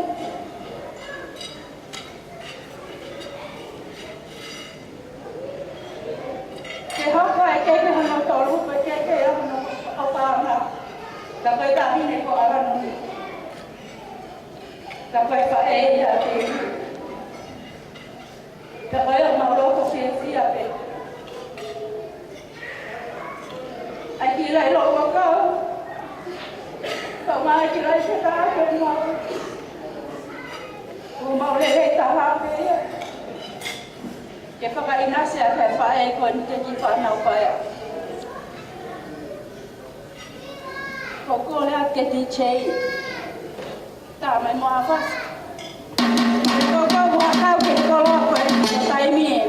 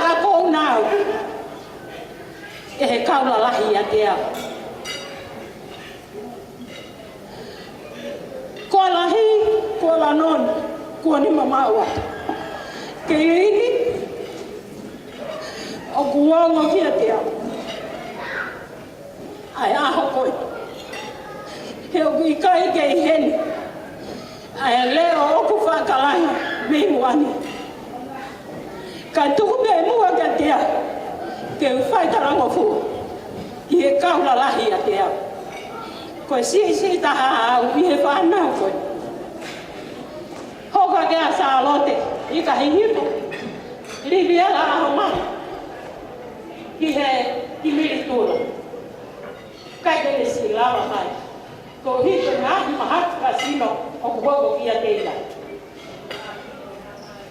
Tuku whenua ke hanga o tawatu haku kiko kuatu kia te koe tiki Finau. Ko tiki Finau, koe aha koe ia nā hua i o high school. Nā mawai mai me he kolo mai le. Tau ana ku penga fia.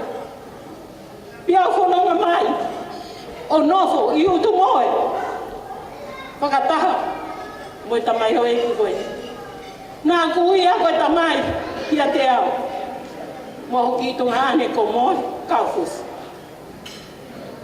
Tiki,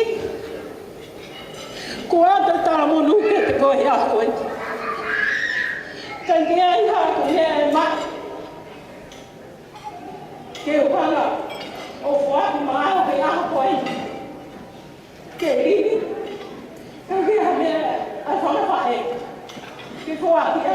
Ke whakarainga i kia ki si o aho. Ka mai koe ni. Nā me hanga o whakaako ia mō i tunga. Mō pāpis. O au ki a taini. Ko matahahe mai o hoko atu māko. Ko ia i tiki o kuhonga mōni hetia. Mā lo, a si kua whatongia ki e ma keina le mare o au mai ki he tainuni.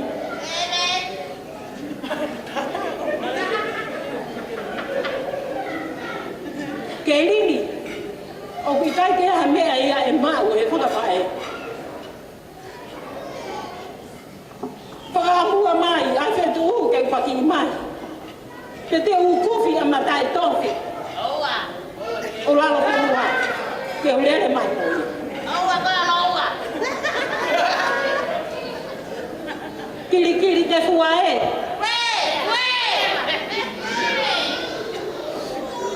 Abi ko tu ia hai.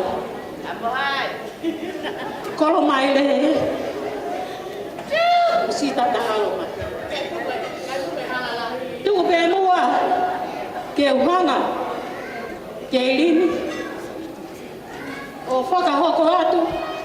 Hoko atu ai pe. Asi iui. Ai keke. Ko tente ui e whanga ki whae masibani. Ke wakoroha ke wakoni.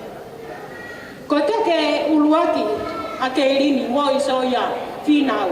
Kei, we, kataki, ko e hika, kataki kesi aosi. Kasi awo kamai. Mo, whakamore more a te. O kei, hei, i e hika matara. Kai hei.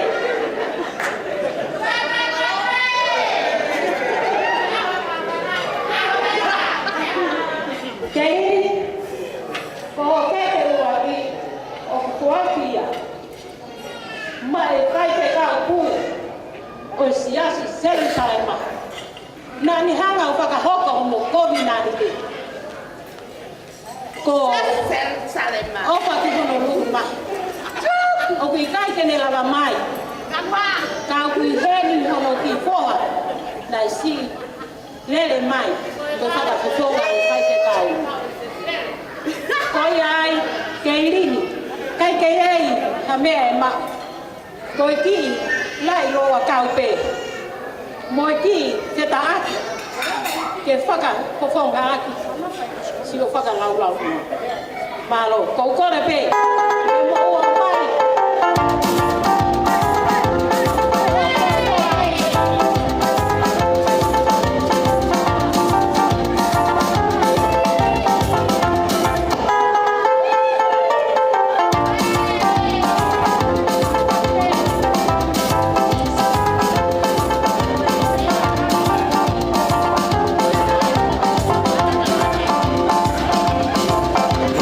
Say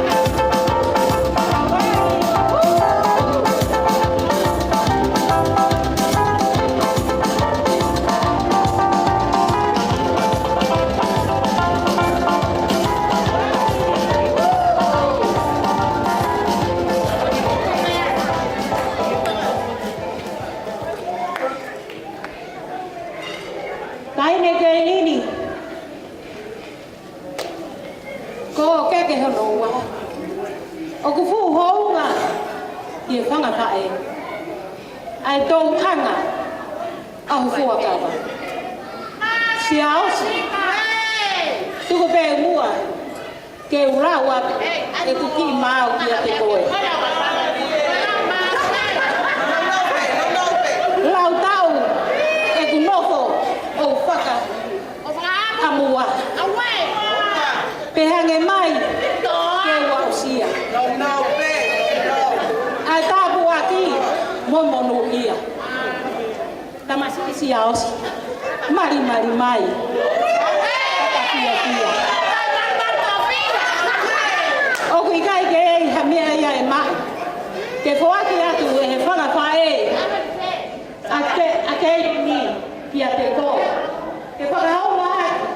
Si o tō anga i te tamai koe. Tāu e ne kuuna i asele e ria. Mo si o tō anga. Hounga mo whawhai.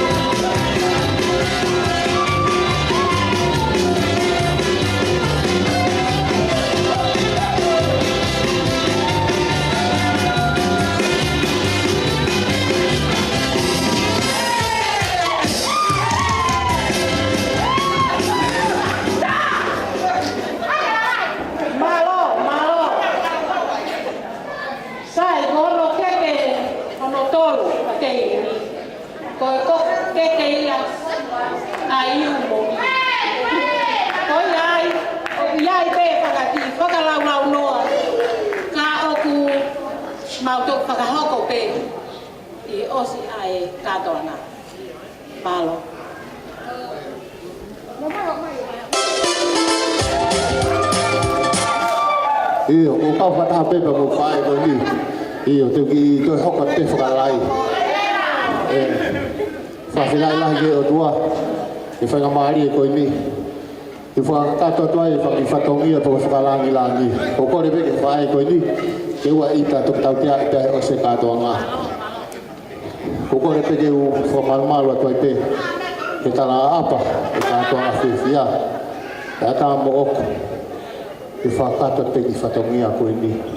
Whamore ati whawhaea ke irini. Nā pehe ko tāi mua.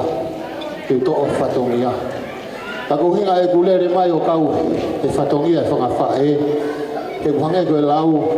E whahu i he ahakoen. Uke osi lawe i pe. Uke mea i mea kotoa pēna e hoko. Maulere mai o tāri e whine mātua.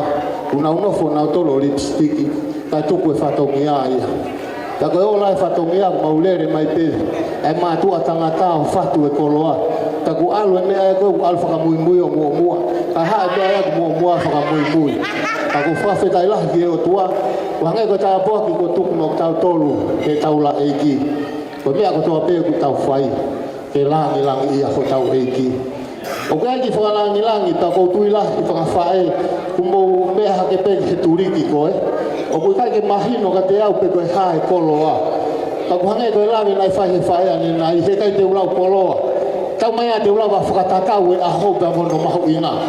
He kai te ulau lahi a ui. He katana ke masiwa. Te u kapiteni. Ia whika uruaki. I he masiwa. I he haawhanga ku tau iai. O kone peke he whanga whae. Mo whanga more. Koe kau tangata. O ku nau iho mautu a. Ka kumaha ku nau hola ki nau toro. Wha more. O koe ki whala auwhi he ta whaaki koe. O ku honga ke te ki mau tolu. Koe tahai ni kau ngā mea. Nai hoko peko toko ua ki a Kayleen. Maire tui o. Kai ha mea e ma. I whakahonga ia. Se o mea mai ta menu sila. Koe ofa mai ki a Kayleen. O kore ati hesi whakawhae. Tongo mai ki whala koe nā. I lai loa kau koe nā mo ki lai wheta aki. e si whakahaunga i aku, ai haunga i mo ui. Kau higa si fua whatongia ko whai, ke taunanga ko ni mā Kayleen. I tei mai waha ki whasi, pa ko kore heli, ia mai ni whamore more. Ai pēna ke horo horo ai ki mua pa ke heka ke whakapuna. I tei.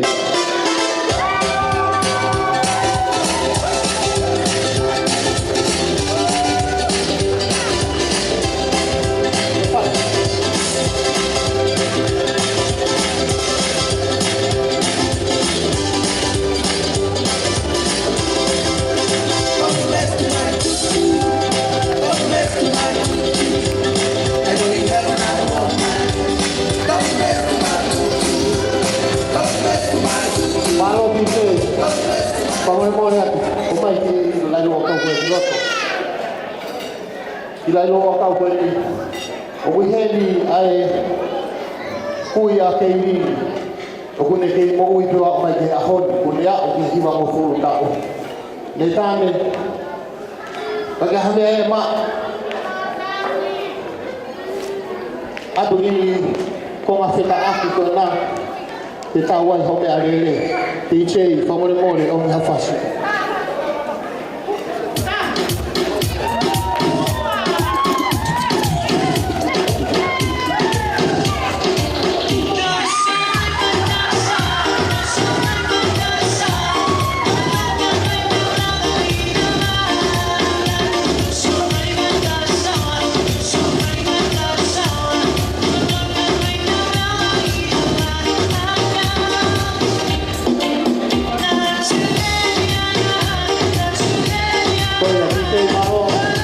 Oya, aku buat di lalu kawan ni tane, pemremon, memang ada sisi PKH. Pergi lalu kawan kau, pemremon aku. Pasal kau pensiman tu po. Oh, I pretend to know something. Ya, siu pen tu po. Apa yang kau mahu ingat kalau aku? Kata aku ya penkah. Aku honga kia Kayleen ni. Ai fua whatongi ako tō pēku mo whai. Whamori aku. Tu me mua ke o tua ke whakala. Ai koloa aku fua ki. Atu pēna kia mai te ke teka takai holoa. DJ o me waha ki whasi. Whamori.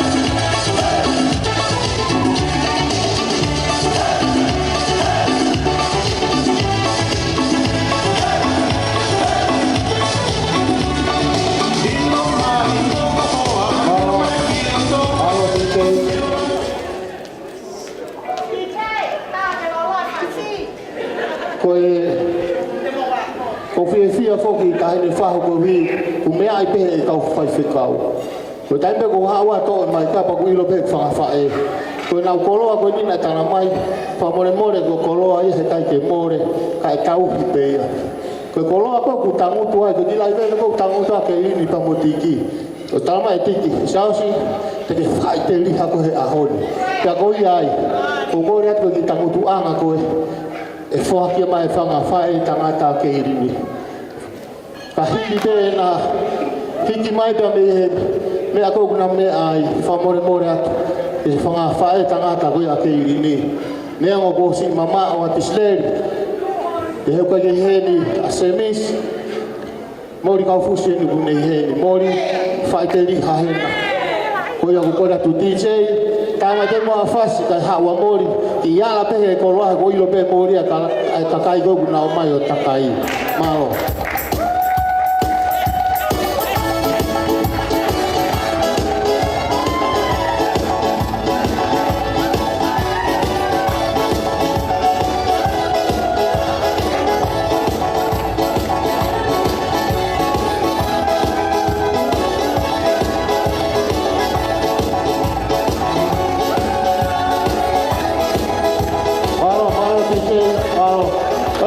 Si tangai europeo ko ilo pe ko le tu ta ni kai te lo ko fa fa e te na hanga tau te a ia ko ko ia ko ki hira lope ko ki o ka ki fala ko su hanga fala sila o ku imu a koe te tu fa ere ka tolo ake sai e maulotu ko ia ko ko rea tu ko ki fala sila ko o ku he ni a hok to fe fine ko fo fo dai me no ku ia hok to fe fine ia ka toanga ku makawa ne ko ka toanga ia tiki pe ko mo Kayleen mere vai Nicolo fa more kasi me o fa atua inde fa tawa tu he no na mawa apene ta ma fa ke de la de mana tu a afua DJ ta mai mo hafas ta ko le pe ko to fine fa more ki me ha ke pe ki olunga he ku ke ko ne ko pisi wa tu wa pe ki fala pe ki o afi wa ki tari ki me ofa ko le ti sei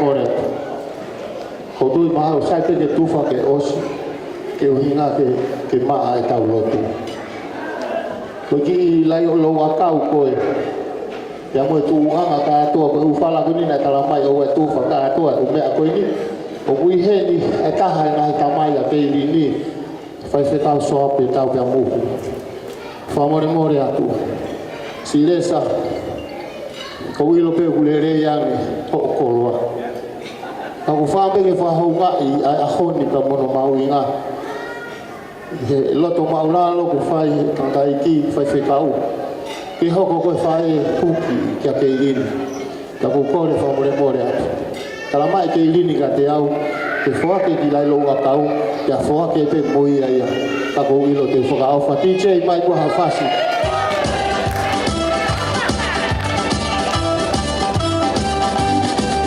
kata kita mai peo ave ta silesa to ke o se ka tonga ya ta kai ya ko na o va le guru ata ki de malo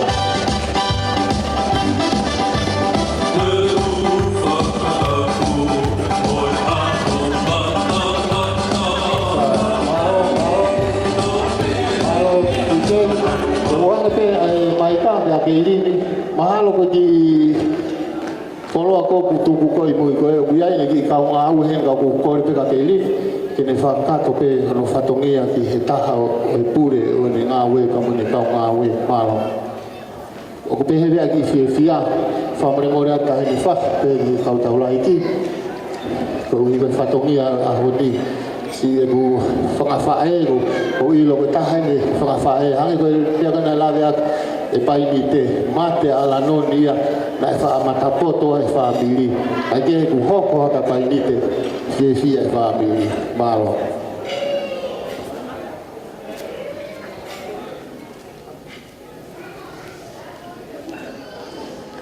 come on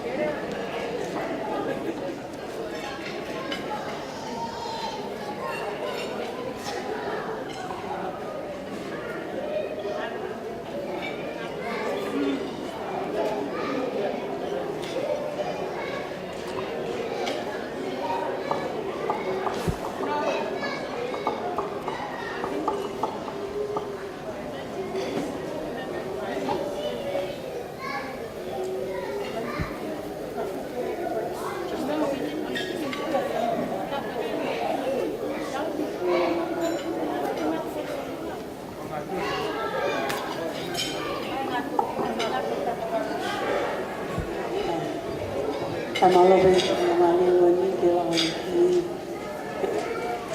no no mai pe ke o kale ke kangawe Kula and the team. I'm very grateful to have you here with me today and celebrate this day with me and my dad. I've got this little gift here, just for you guys.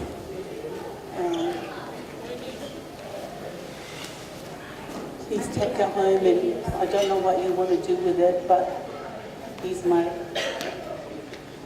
I want to just share everything that I have with all my loved ones, and you're my second family. I love you all very much, and I'll see you back at work in 2 weeks' time. Thank you.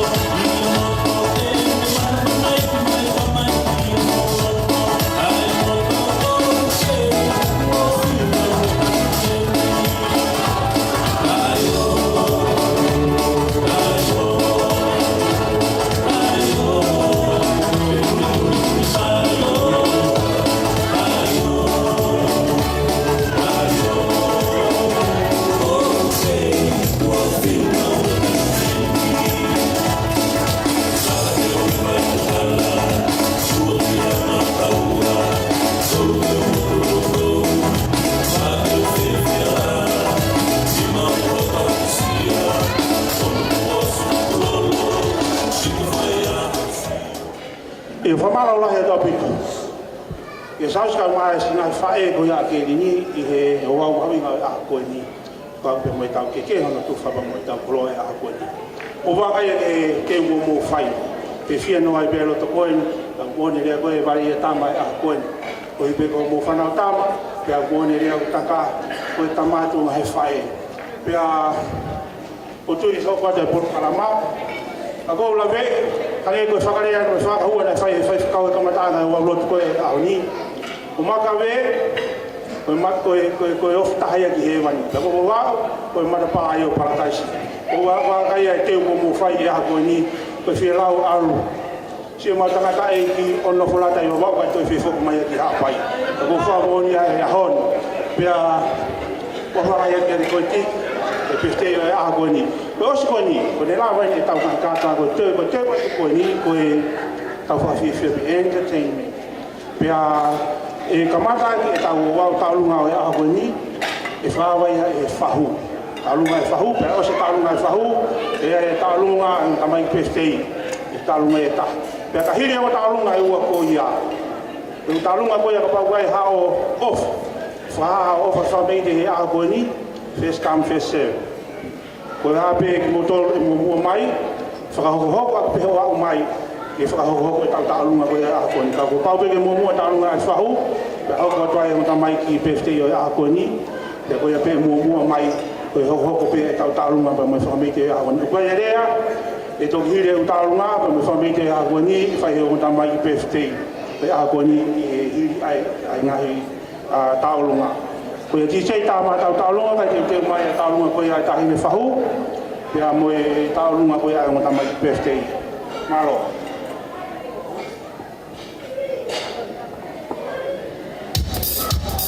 Kimilali!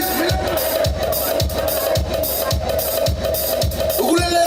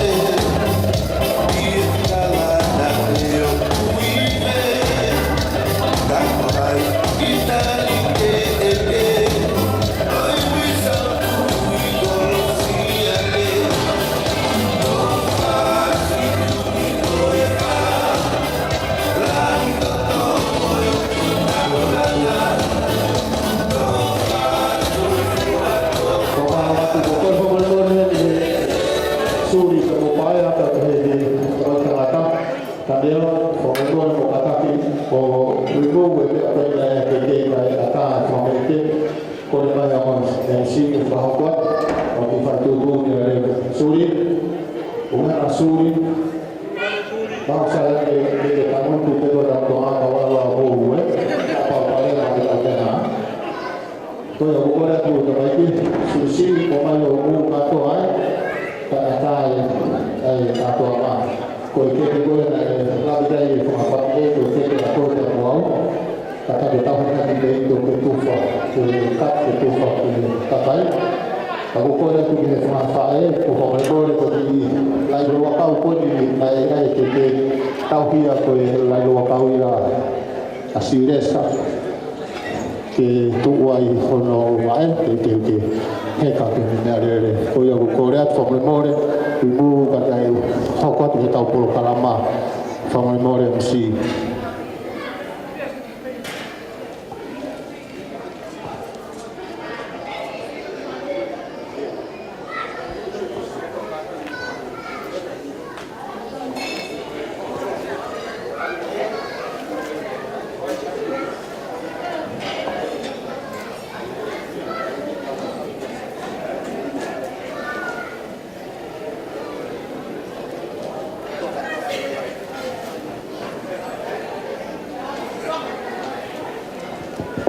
Tiki, como mole que maupe talunga e fahu, te tagamata ki pe talunga koia, hoko mai ki e talunga e ngota mai PFT, hiri koia kore me talunga family o ofa, Finau no whaka mokopuna le vente muhune mai whaingamari koia.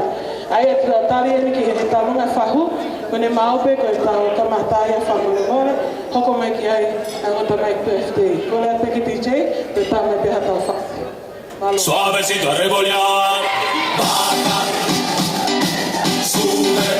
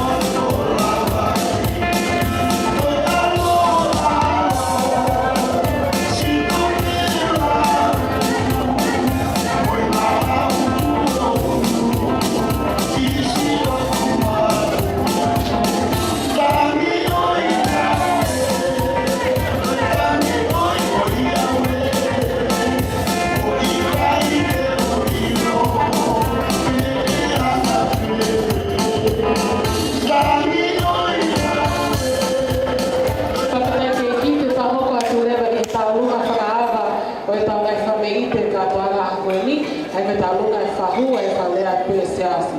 Ko lea pika o tālunga e mo whakahoko mai pē, i taim tatau mo kātaki o whailunga koe DJ ki homo whasi. Malo au pito.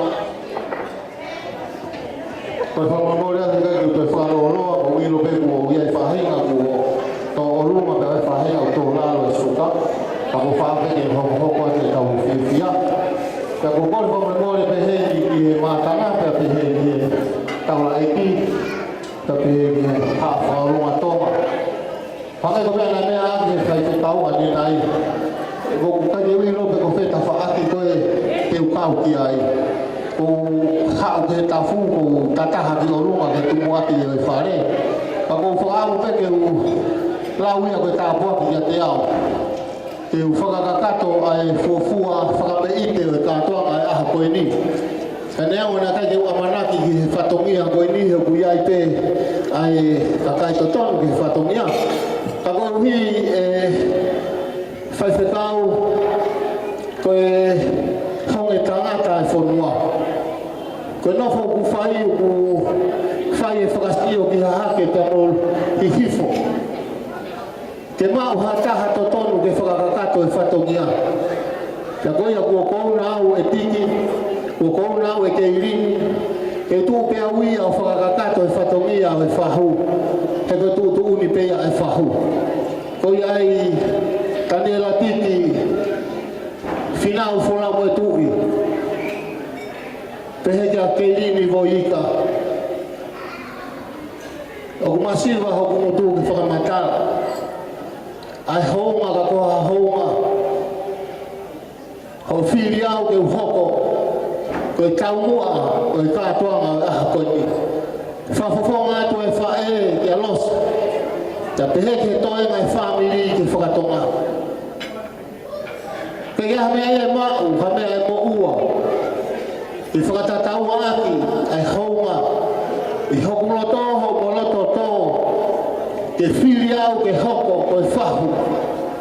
Kia te ki moua e aho koe ni.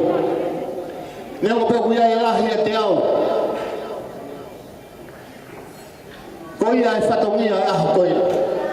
O ko kau he lau, te ulau he kau, koe ofa matata pea e otua. Taniela Tiki, Finau, Moimoi tui. Whakao mai ai ofa ai whae. Losa pe mei tonga. Si mamata mai pehe televisione. Koe whakaanau e o tō. Te tau whataha pe mo kumou e aho koe. O tu o lere mai. O lere mai pehe ke umatu kia ki moua. Ke whakahatu kia ki moua e mau o wha. Nai kai ke nonoo. Ke nai kai ke whaua ki ki tau tolu hato mea. Ke nofo mamani.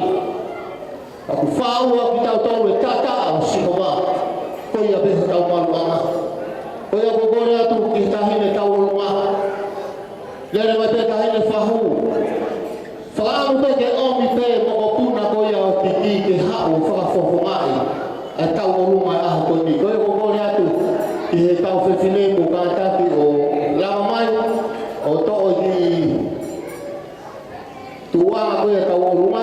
O ki mio i hake ke tuku whakalere.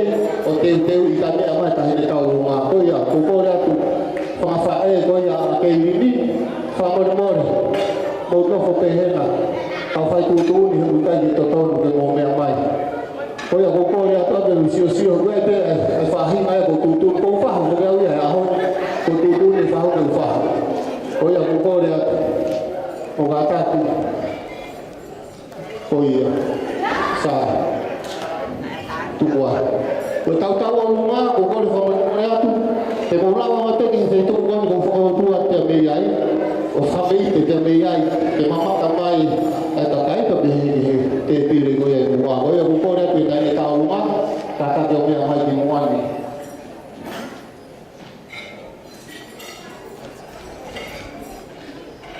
Tahine taulunga. Koe taine taulunga ku hawhi tonga pe a hawhi hamoa sia mai a whiuka. Koe kokopuna pe ia o Tiki. Kokopuna ia o Suri. E tahine a Suri a pere naise. Kia Wele tama whakahe ngoa pe ia te whaea pe nai se te awha. Ia nai e kore pene au steu teo hono te matau o lunga. I chei, ka me no koe whasi toia i saunanga koe ni.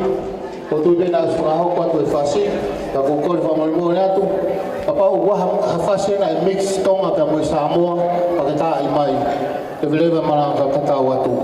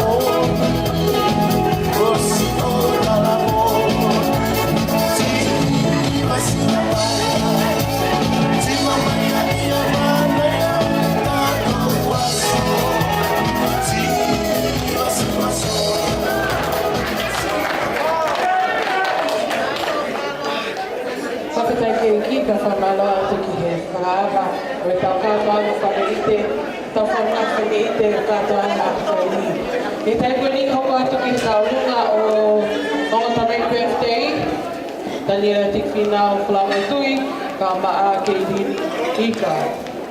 Ko ngai talungan ko ngai talunga ofa mo mafana ko ataki mai ko hono whakahoko ko hiri pe talunga tamai ki mo hongo tamai birthday hoko mai lewa whanau mo whakamokopuna o leveni hoko mai kai haa e sau hiri pe talunga ko ia hoko mai Kayleen sii hoko mai mo whanau mo whakamokopuna Paula se akuni pe mo mo sese hiri pe ia pa hoko mai mo talunga a mai ne Kola ke DJ ke tuk mai pia fasi, pa kola ke kau talunga fa mole ke motogon mai o hi ke taini. DJ tuk mai fasi.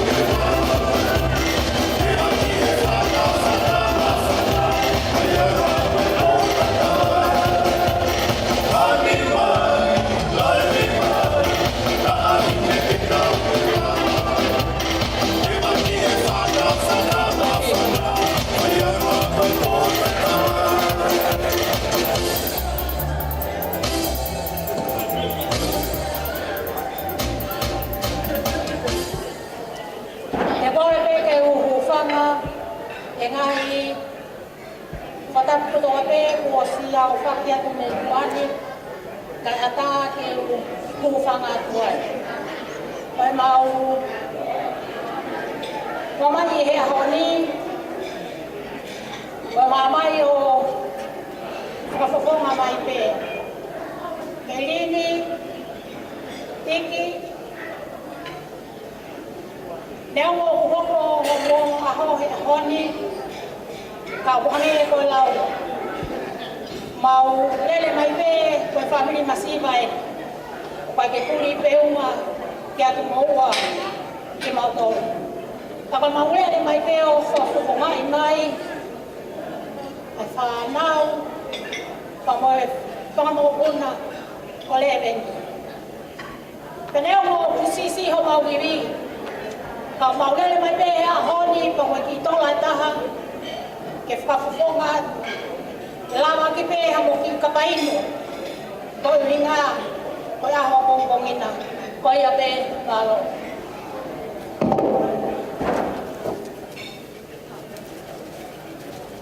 Whakatai ke ki TJ ka taki o Tukui mai. Whakatai ke ki.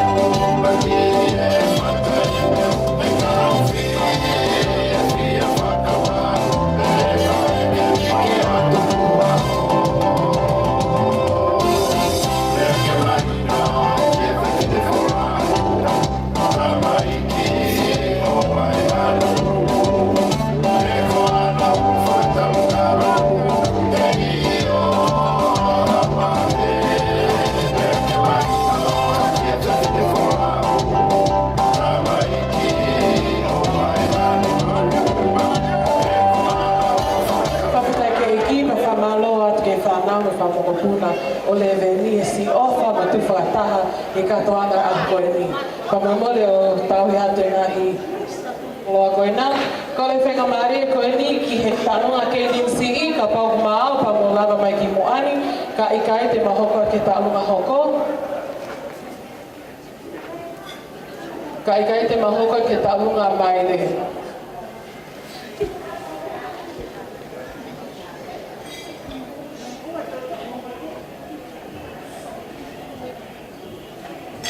Whawhetai ke iki.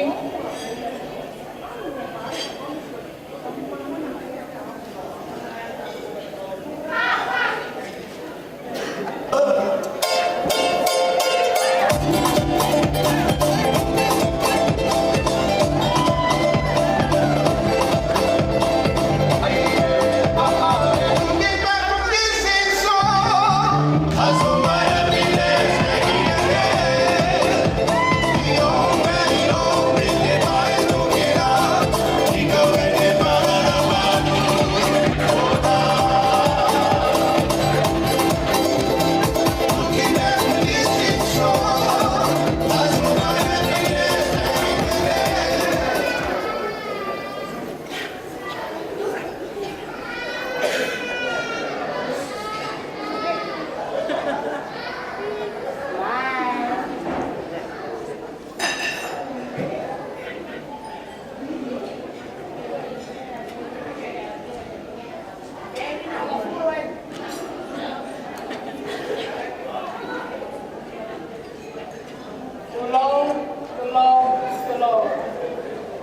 Atapu kia o tua mati, o kune afio ia tau kakapa.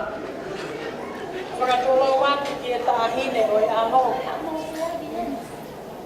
Ko lawe i pe, o kunikai ke rea i o pangai. Ka koe uhi koe toi pe a whanau. Pea ko te tuku ai ke whakakakato ai whatonia. Ko hopu hingoa ko Amelia ko loke pipita. Ka fusi pe. Ko te fine lahi au o tisleni ka fusi. One mama o atu. Ka kumau i heni whakataha mo ono te hina. Honi ka fusi.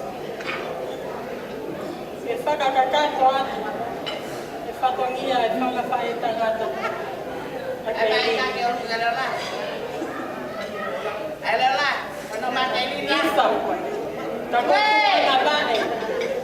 ¡Ele haga culo! O ta hine o aho. Amu ke mea i pe. Ko whanga whaetanga ka masiwa. Apito. Mota e ino. Ka he kai tuku ai e teke holangi he aho. Kore atu ka tak whamole ta hine ke i. Ke kātaki mai mea mai, o hui atu, teki masiwa. Me tuanga na ki tāronga, toi whaaki atu pe moi ama ao Kayleen. Ke holo anga aki, ko tau anga ka. Me ke lera malanga ka. Ko ki teki. Maloi ofa, maloi. Tukura kaka, maloi teki.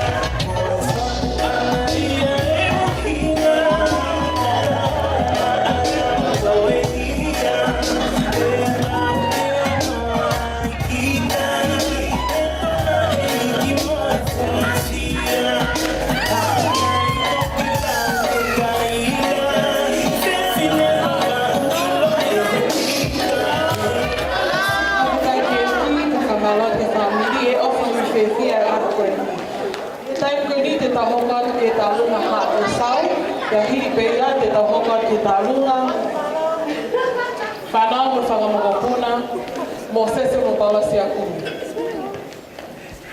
Whakatai ke eiki.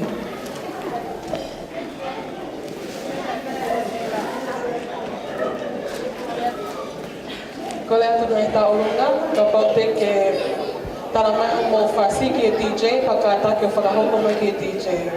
Māloa pito.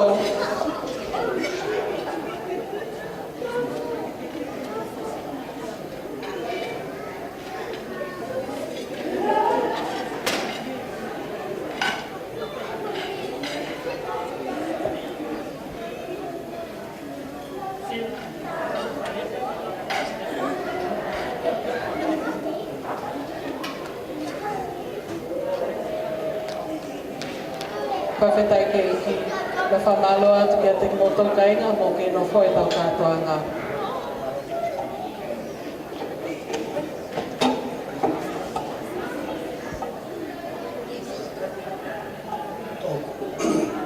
Oku whiwhia he hōmani ke whakaiki opo ati ki he katoa ngā ahoni kia ke tāraiki Tiki. Koe te hina pēia o tāraiki o Tamastanoa he tāurahi. Kai ahoni o whiwhia ke whaumi utu, hausenga kua, Kayleen, koe Puwakia, Mutawalu, Kimumaha, Ahmed. The what he was ready, the people for he was, Kautala, Photombia, Paula, we are going to pay our fine, without you did your way, I did my way. Wow.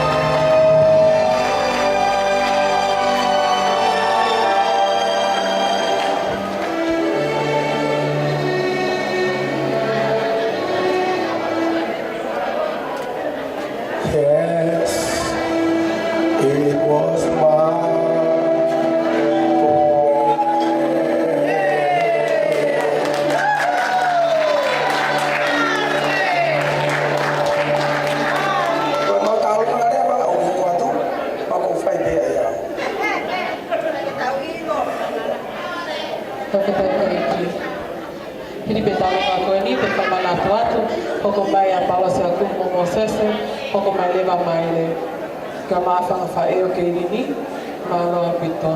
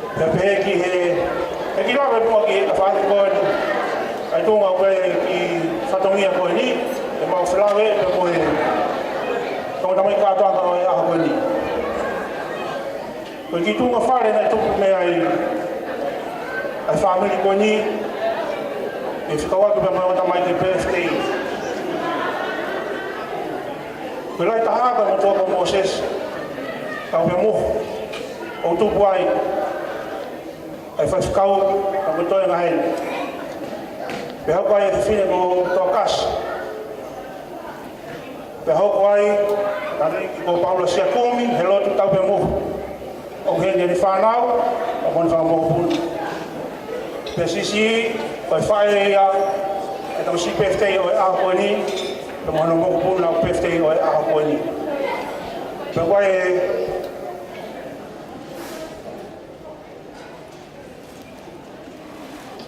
pe o hene pa moe, tunga koe pa moe whahu, koe ne whae, whanei koe nā whakarea, koe tuhe whine ia, Taniela Tiki whanau pe moe tui, e whahu e aha koe ni, pa koe nā whae, koe si i taha ia, e si family ne mautuku mea ai. Tiki kai mā Kayleen, ma pēnā koe ni ke kauwhata, ka moki moua, ka māsito na family, Poko watu ke kolo ki maha fia, merino, e hua ngata hoko te whatongi, o e aha koe. Pe hange koe whatongia, ni whai ke tanga ki whai whikau, o kei tūpe hene, e mue seta. Tau kata whatongia e family, e whakarangan, e taina ko pere tai se. E neo moku kai ni hene, kakai se, ka koutu hene ngahi, lau maari, e si whana, o me tunga whare ne tuku. Tunga mātua kwa ni. O maa pitu panga, ana i whangai tau kā koi ko taka hiri. Koi a tangata eik, ka tēra tiki whala huetu, Finau. Whawa te pōkua, o me tala manu. E kei whalahi he eiki, ngai afu.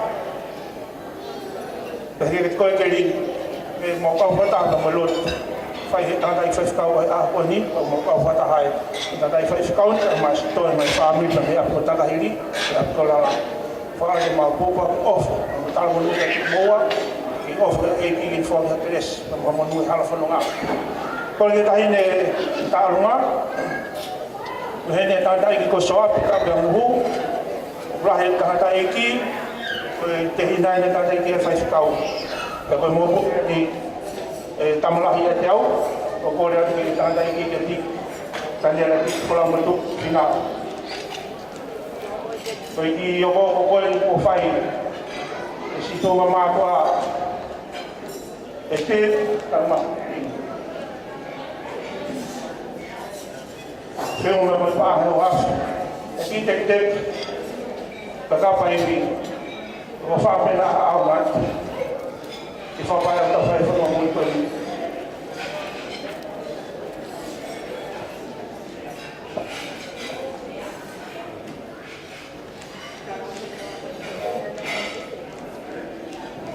Koe tahine koe ni, o kuni tua toa e Tiki, o ni ngango pere naisi. Koe tau ingo ai ki whae, e tau si pete e aha koe ni. Tau mau whikau whataha. I popo atu ki whatungia o e aha koe ni ne koe jaus, tau mai whahupa mo i toi mai whamiri.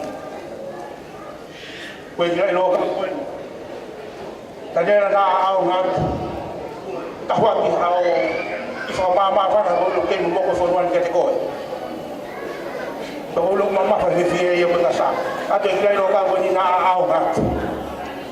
Ta whakau ki whamama whana i api he. Ka koe ia. Ka kapa roto ka agasi. Ato e o whakalahia.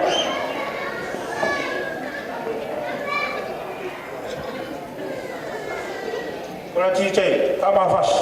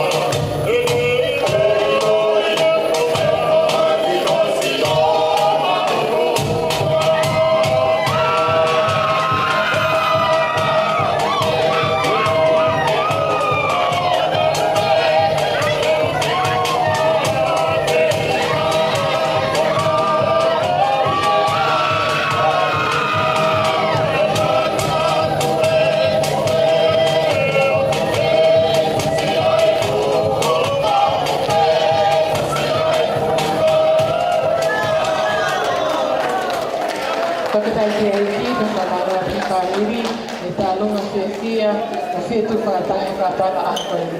Te ta hauka tulewa ke tau lunga, a maile. Ko la te whenga maali e koe ni, ta lunga maile, ke no hoko mai e lewa. Ka taka pako maa e ta rungai, ta mai pēstei, pa ka taki whahoko mai. Malo apito.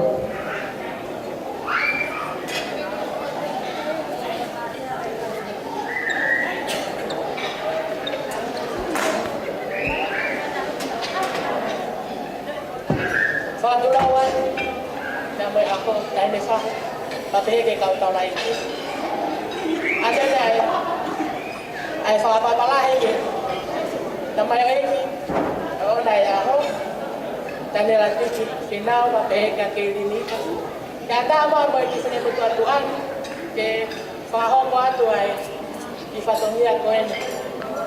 Dahil na Kayleen, le amo ko masiba kay lava mai le pa mokulaya ke whakakakato aya nga we fele ni me tau ke va ko whakahoko o mai me ai ko poaki a kulaya o ku ke wakai atu i whare mahaki kia te koe ke rini pa pehe kia Tiki i he aho mahu ingari ka pehe ke ile mui ngani ko maile ko whanongo he ui e siasi ngani ai koloa maile o ku kei whakaiku pea. Ka whange ko te si ita noa ia e ku mau kua maa maile ia ki hoktonga ana. Ka ko hinoa ia maile ko maile tau wheu ngaki hala ke whunga ale tare e longa matu ka wala. No fo e nuksira. Ko ia ai tane te rin. Mea mai pe ko e o whapehe mea maile ka mukulaya. Keke na lava ke whakakatato e ana i tau wha o e ana e wheuhi. Ka ke mea mai mua au. Tō e te teke e tahine tau runga. Ko ia pe ke tama ia whasimbalo.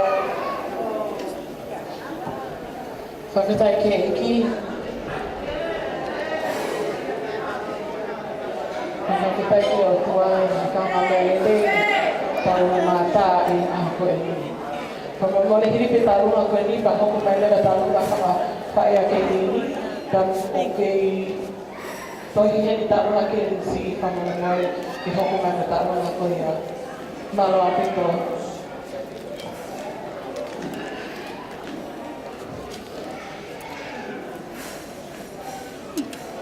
Ko hiri pe tau ngai tau lunga, e ane lewa whainga maari e ki o mea pe tau kota mai ki birthday, ke na whai hale a whamalo. DJ, malo.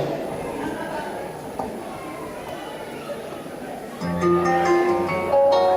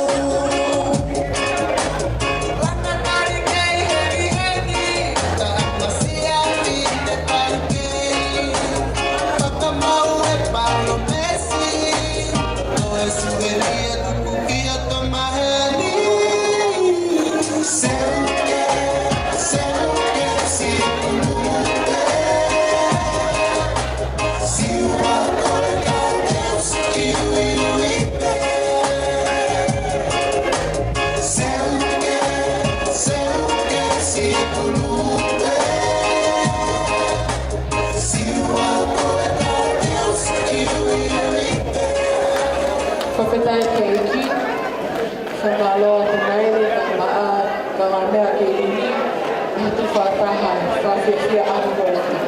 Whamamole te tahoka ke tā lunga o the right birthday, hiri peia te taumoko le matu ke tā lunga e whangawhae o ke ini. Ko le lewa whainga maare e koe ni, tā lunga o the right birthday, ke mohoko mai lewa whainga maare e koe ni.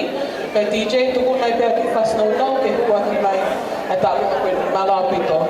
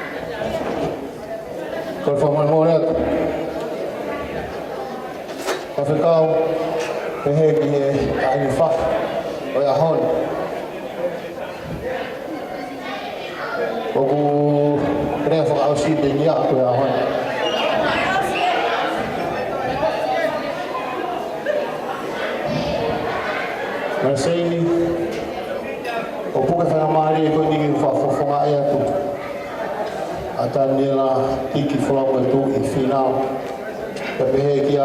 Kayleen, Moimoi. Ai whamarola hea tu he mea kotoa pe i a koe. Neu teke kakato e whatongia e ahoni. Ka kotui kuke lawe i pe anga e nofo e whamiri. Uhange ki mata hou e ahoni. Ka uhihe kuiai ai tamai pia moe whae a Taniela Tiki. Whalau moe tu i Finau ka pe ki he tamai pia moe whae a Kayleen Moika. Pea o kuloto mawhana e o whamiri whakatau osu. Ke u lere mai au o whakato e whatongia. Ko ngia he kua wanga uia hano tā palasia.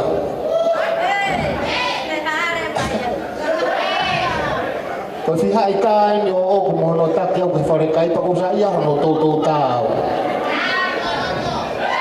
Kai ke he tahine mere seili. O kumasiva ni maia ke whaki. Ko hono uhi ngahe ku mahu inga ki he loto. Asi o mea mai he aho koe ni. O kā waha mai me he whakatonga. Ke whakalangilangi i a te o aho koe. Hou ngā ka koha hou. Ka mau whawhita te ki o tō mafu. Ko hiko whakaamu me whakaanau a Taniela Tiki Finau. Ko mea kotoa pe hoko. Pe koe tauolunga, pe koe mahu mea tokoni, pe koe ingu, pe koe whiawhia aho koe ni. Ke langilangi ia pe tau eiki. Koe kia mea ia e mo ua. I lailo wakau ka mo ki konga wheta aki. Koe ki teki e ki tahine tauolunga. He kai e la wai hao fui maa ia aho. Kai watu pe mua. Whai ati hatala noa. Ko hiko whae. E mamata mai. He ngaru ea ki kātoanga aho koe ni. Ko ia ko whakawhi i koe. Kore seini whamore morete. Mea mai o hu. ko I peteki. Tahine tau olonga aha koe ni. I tama ini a Kayleen Ilei kata Nere peko ki olunga ki ke whahau. Mea pehena tahine wha. Kai aluosi atu tahine tau olonga ia ke te koe. O ia. O ia pehe. O tau e ki ke langi ia. Mea pehena. O ia.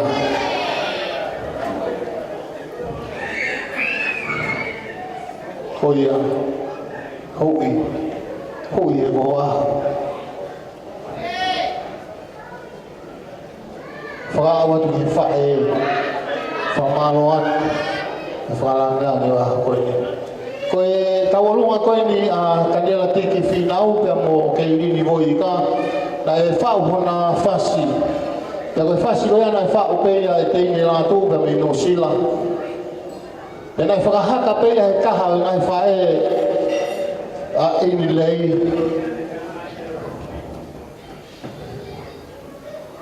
Tahine ko iunisi kau fusi. Kalau tahine whakahaka ni haka koe ni. E whakaanau a pia Taniela Tiki Finau.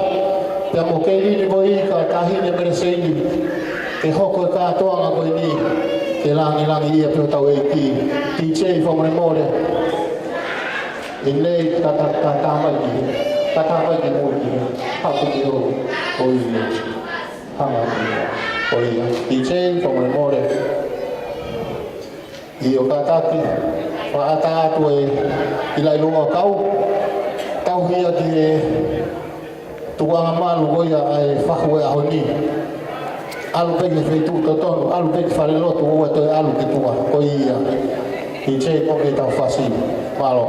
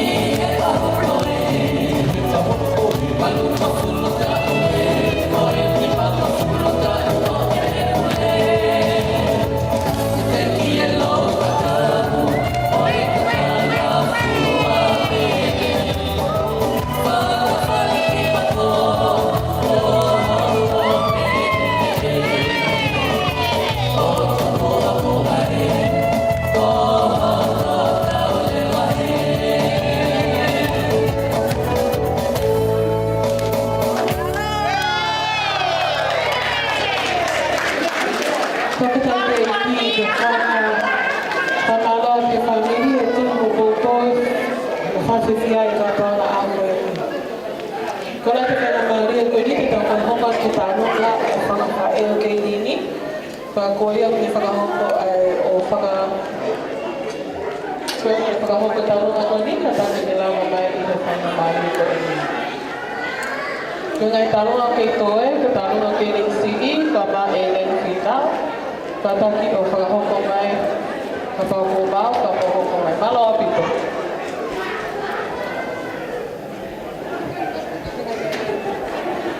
Ki whāua te pētā tātu mō kātaki ngai tātu ngā mō kūturi mai e tāu taimi ngā tātu e kūpūre whāui ngā pūturi ngā kūturi ke tāu taimi ai ap tangani. Ka hōkore ko mō māu pepe mō whāua mai tā tātu.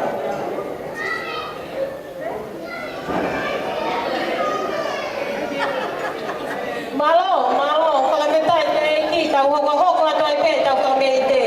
Ko ki tā runga koe ni Kayleen. Tā runga ia whakawhae. Te au ku kai te aha mea ia tā.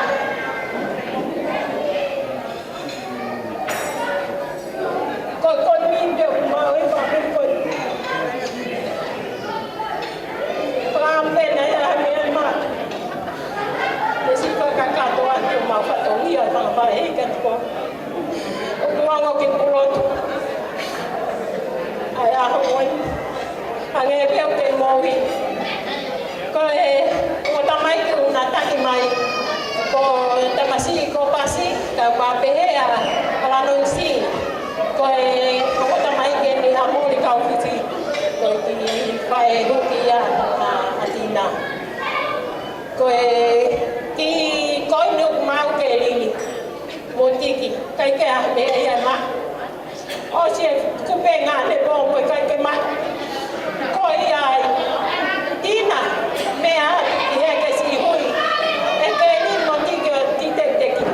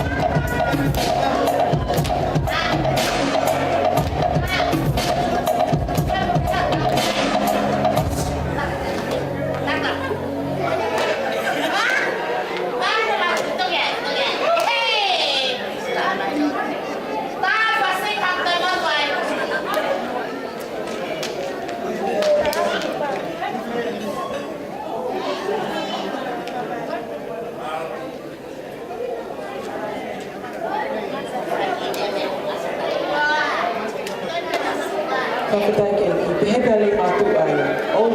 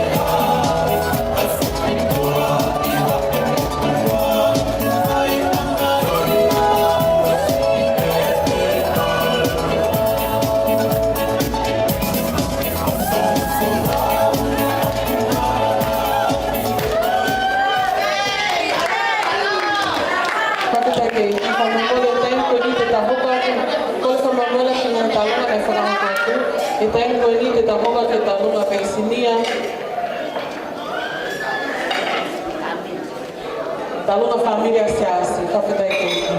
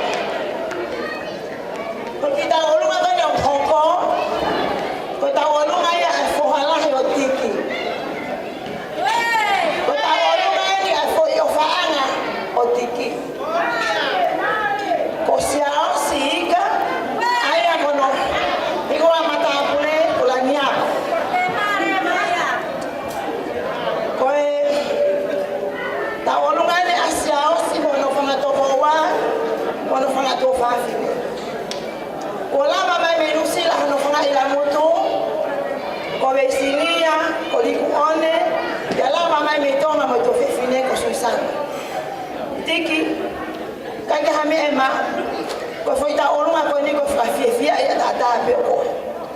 Malo si ofa. Malo fa kalang forma. Ha upia sia osia, o makai na pia me api. Napa wani pia sia osia yo loto fa. Dai me ta ko peani. Tama, ki fai maharia ki mo. Tama ikai. Ko au pe ko foi napa wani. Malo lota alamoni mo napa wani. Ko mai ati ko ke napa wani. La ko o wani tiki. Kayleen tu wani wani fai. Famei de mamo. Oya ko ta olunga masiva. Kaya kami ma olangya. Wakita ibeke otua omwausia ay aho mauinga ko. Koya amo koya kokoi pe ha konga ke balu konuka. Ko tau fasien. Kokoi pe ha konga kinomuka ko tau taimien. Magabe o wate ke nau ke lini pe. Usia o sieni ko pana tama. ko tau taimi e, ko le atu tāma ta whasi. We. Ko le atu, Kayleen, mea mai, lele atu i la mutu, ko i tāma koeni, o atu e pale, fai ake ha mo tāna noa, mo tamata eiki, kumbi ake ha mo pasi, pia lana ake ha mo whare, watau ake ha mo ba, o whalahi atu.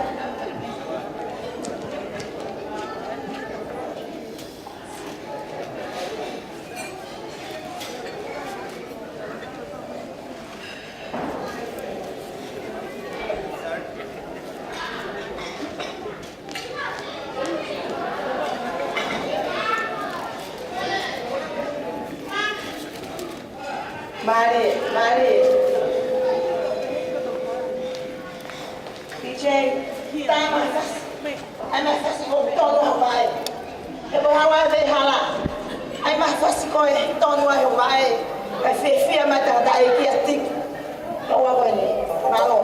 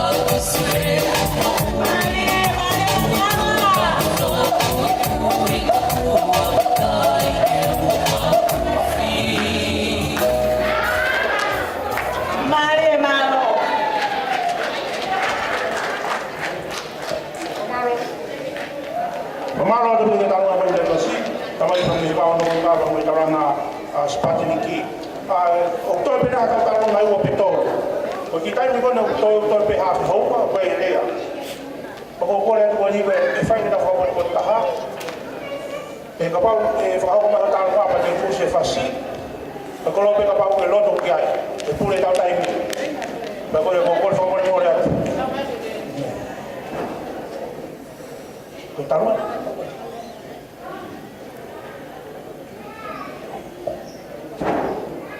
Fatulawan. Pamay mo rin pefaho, pabihek ka iki. Pabihek eh, tamay iki, pabihek ka Kayleen. Kaya tayo mo, mag-isip ko ito atuan, tayo iloa, kaya fakaho ka ito ki fatungi atuan. Mahalo ko kung kaya ilo yaw eh. Pefaho rin mamay kakain ng kagabi, kaya fakaho ka ito wingwa. Wingwa, dosipen tupo. Kaya tamay, kaya may din. Kone fae con toa case, per la hia, e cuya che e si sia neta. Famole more pe family. Oh, dapat tu pada mata lele ia, oh ana. Mano ave si asi, papa mukeni ni dapat tu mai. Betul masih kamu tadi lo. Ke lo abe sini ambe. Kau ke banyak kau siapa pen ya si asi lo faham ke family, paku tu ya wa pe mo pen simani ya si asi. Bago hangay ko lau. Tupe ta fa ayo fa ho ko alo uwa. Ka fe aku kala lahi alo to hala mangauno. Ka tu pa ga ya mo fa kui. Ba pe he ya to lo ke da netan. Ko fa mo mo ya tupe. Ka lo lo fa ho a. Ka ko fa mo mo ka inde. Ke na ma mo o ya Tiki. Ke fa ho ka do ati enda ko. Ke Tiki. Sebab ni malam itu bapak kata siapa? Kami kata di mana? Tahu kita lah tak tahu tu apa. Hau kata aku harus ayah bapak. Kata saya ini malu apa itu? Ini.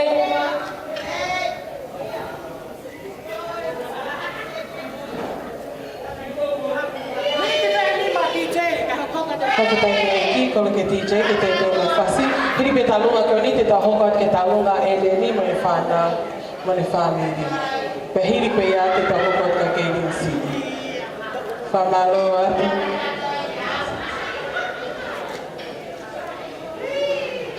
Fafetai ke iki.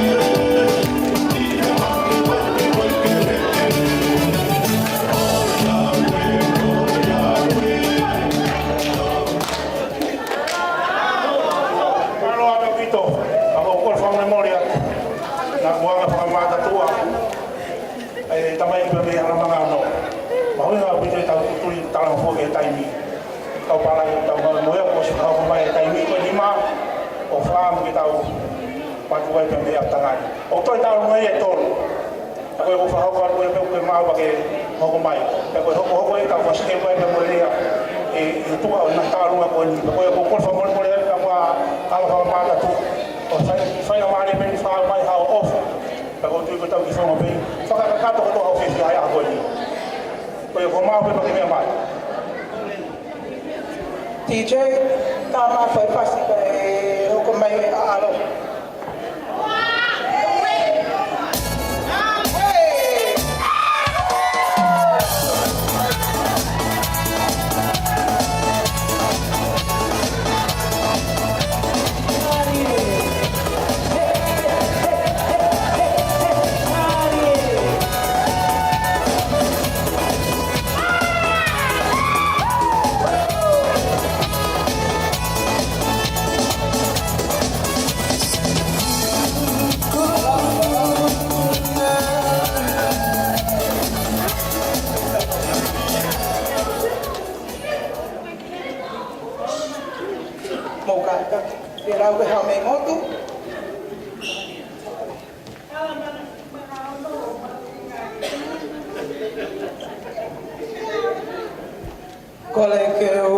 whangahinga whakatapu o si a whake atu Moimoi.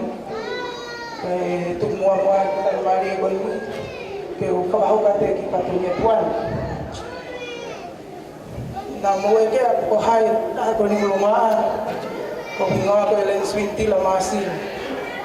Ko au ko ki te hina sisitaha ke ringi toe.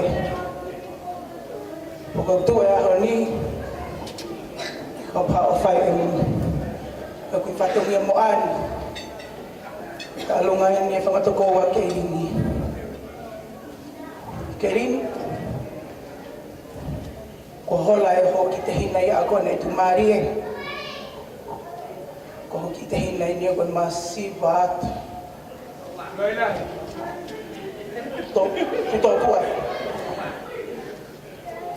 Ka ako whakata ki he ki he aho whakaro koe. Okne kei whaki mai manawa mo ui. E tamai koe mko Tiki. E neongo po mama o ate ngai whawhonga whamiri. Kau ke iai te tamai. Tene whai ai ako naki. Moi o whati mau tō whanau. Tiki ko o whati ko he ako ni. Ke ringi.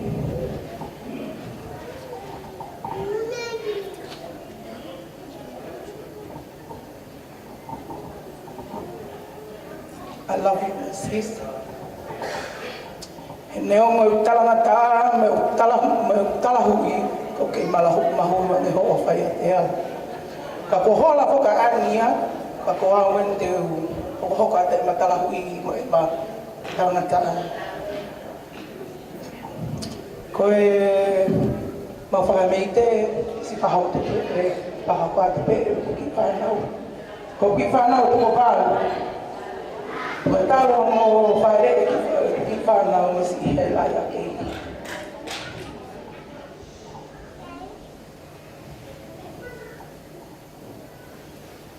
Ini, ke au, ke maka mai le maho me ma, o mo ui, ka ko mo le te fofo, e te whake. Neo mo, ko mo le atu. E whaponga e ta whae ka tamana tui pe e me mahunga taha. E ne, ako nā ki a ki tāua, ko wheo o whai. Ko iai, ko ahoni e te hene e mtau mea. E te upure pēha ko awa mai ka. Ke rini ko toko alata o piki ko ke tau ai hata ki me tōno. Ka ke ki te teki ko ni Tiki ka taki pe me mai. Ko e mau te ki ko pa ngata, ko mau tu nga ni stanga. Ka ke ka ki pe o si le mai o hui atu te ko fa mo puna ka ho ka te fa nei te. O fa pinga ko ko ko to pe. Le ma ta ta.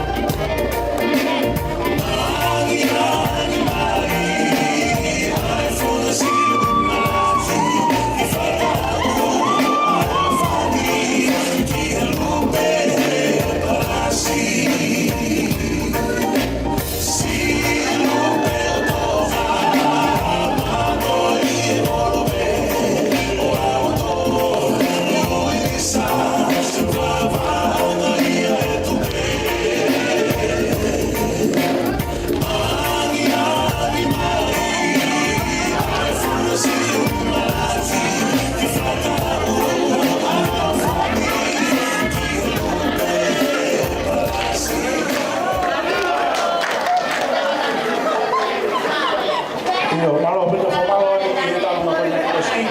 O ke ni ka ma si fa no. Fa mo mo ya fa ya ko fa.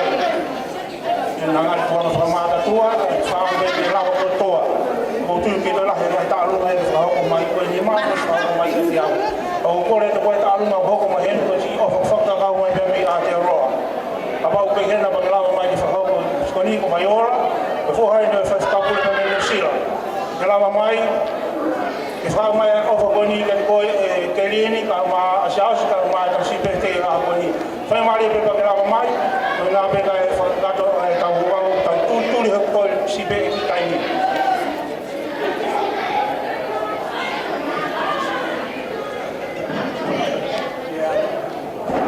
Hello everyone. I'm just going to say it in English because I'm pretty nervous. So myself and my brother, kids of our unknown pastor, whom Kayleen has wanted to be a part of our community and our church, and we're here to represent our parents who couldn't make it. And that's all. Yeah. Thank you everyone. Whakataiki DJ took my first week. Kamangore talunga o whakoni, whakataiki hibe talunga koni, te tahoka te talunga te nisiri. Ka tahoka le waki me whas o se tahoka lama. Sombai te hibe whakawa te waki ma whaka e tau ka whanga.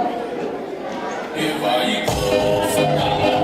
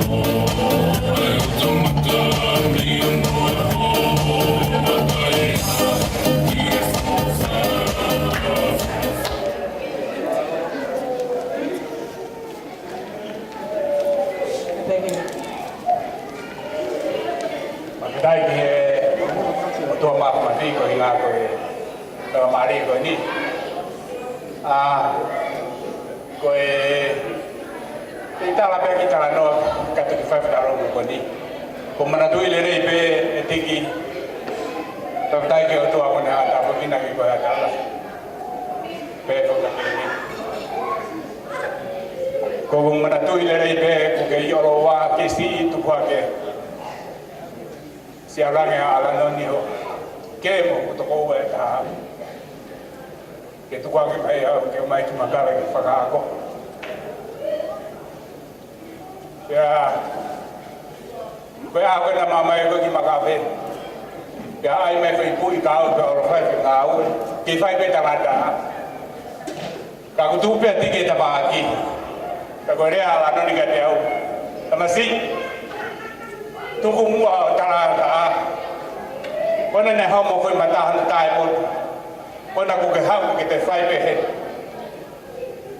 Alo ako ke os ho ata mai tu. Kafangasi pingai ko na kagai ki ke boto balat ngai ko pula ko ba ko re ati ki ka te au ke hanga ke ko ko vet betang ko ku be ti ke sio mai to be mati ka te bol o de lot mama ko na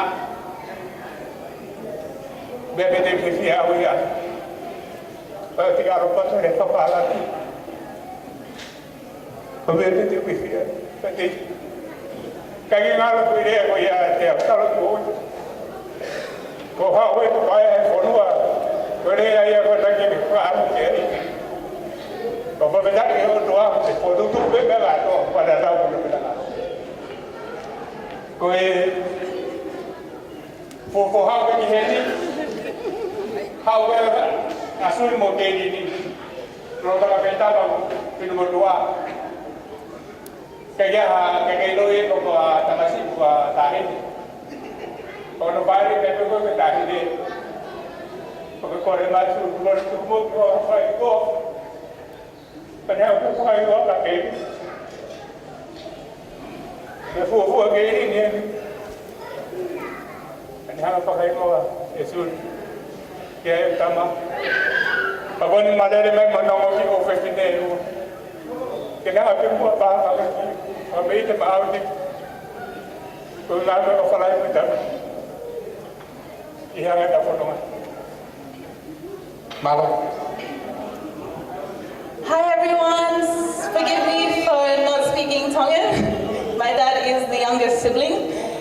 For those that don't know me, I am the daughter of Malika Pusi, and I am the first one to be named after Kayleen Lahi, so I'm Kayleen CE. Lini Lahi and Tiki, Ofalahi Atu, this is for you. Malo Bito.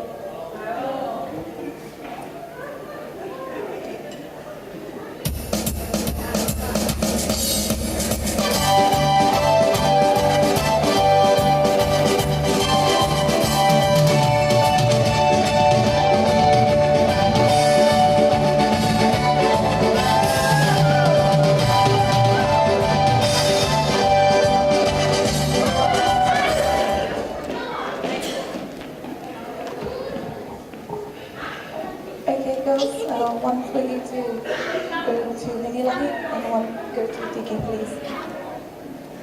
And back.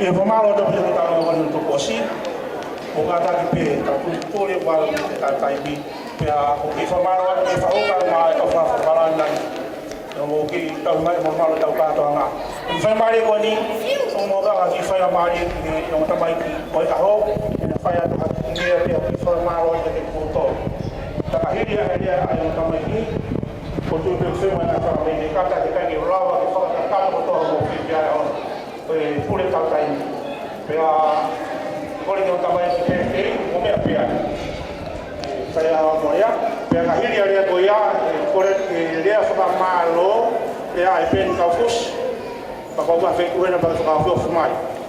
E o hiri alea koe ni e lama mai mua o whakakata ta whatongia koe ia, peka hiri alea koe ia, i te whaere wai tau lotu tō, i a koe ni whai whakau maro.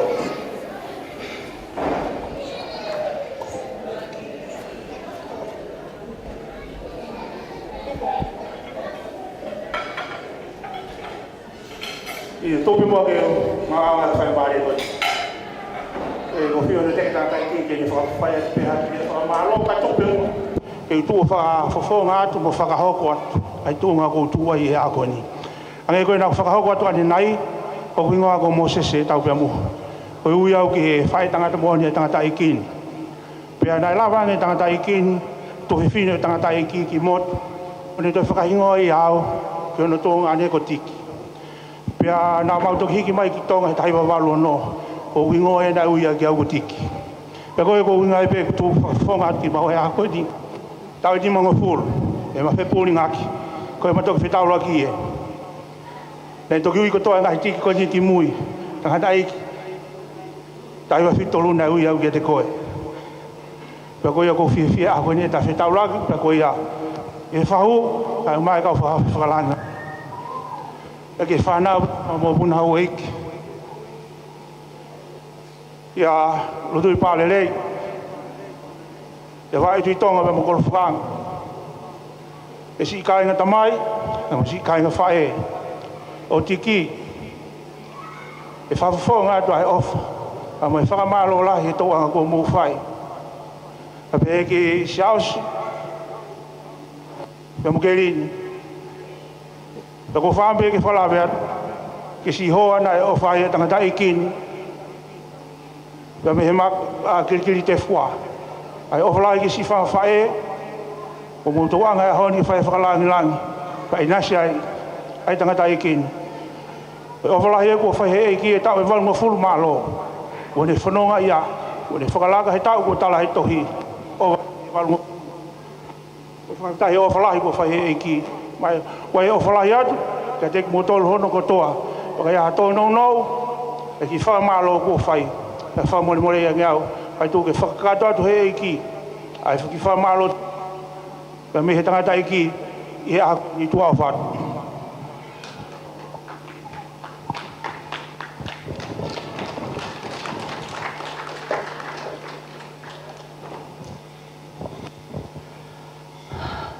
O ko kore ke hu whangai ngai tala a pakotoa pe ko os whaiak mei mua. Ka ata mo o koe ki whanga maali e koe ni, ke u whai peha ki whakamalo. Ko whawhitai ki he atua, he whanga maali e kune omi mā ki tau tō ke tau whakatahataha he ahon. Pea ko whapapala he atu heni ke whahau. Mele saini, ko la moe tui. Pehe ke kau taula e ki hono kotoa. Ngai whamili kotoa pe tamai. Ngai whamili kotoa pe whae. He whoki ko ki best friend o ki heni mei Nusela ko maile. Moe pepe he whoki he ni ihe o mau kau ngā we. O nau tangotu mahe ki te pile koe. Thank you Cooler and Diana and Lani and the husband for being here with me today. I really do appreciate everything.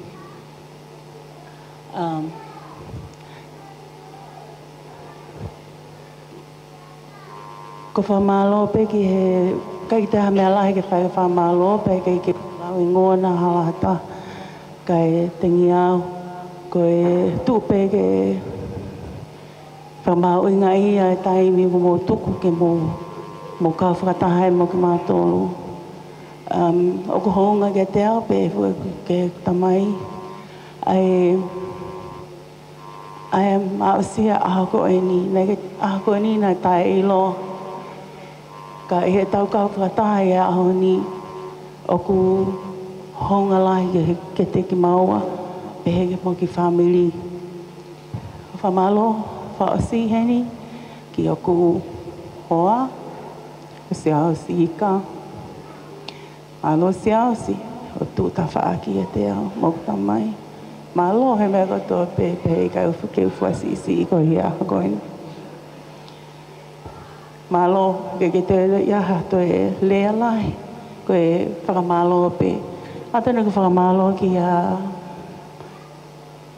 mo sese, pehe ki a e seta.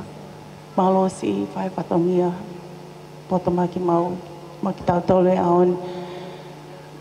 Oku hounga mo taimi, hounga mo whilototo ke mo tāria e kore nā ku whai.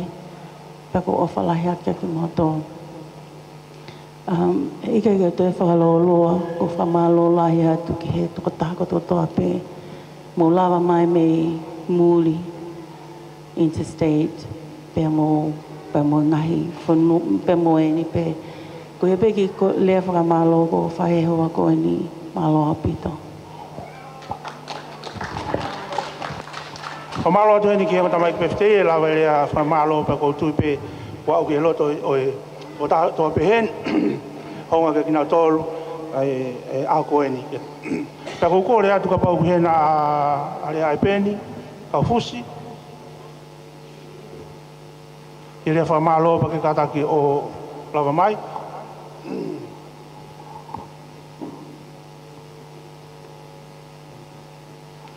I o pea a lea pen.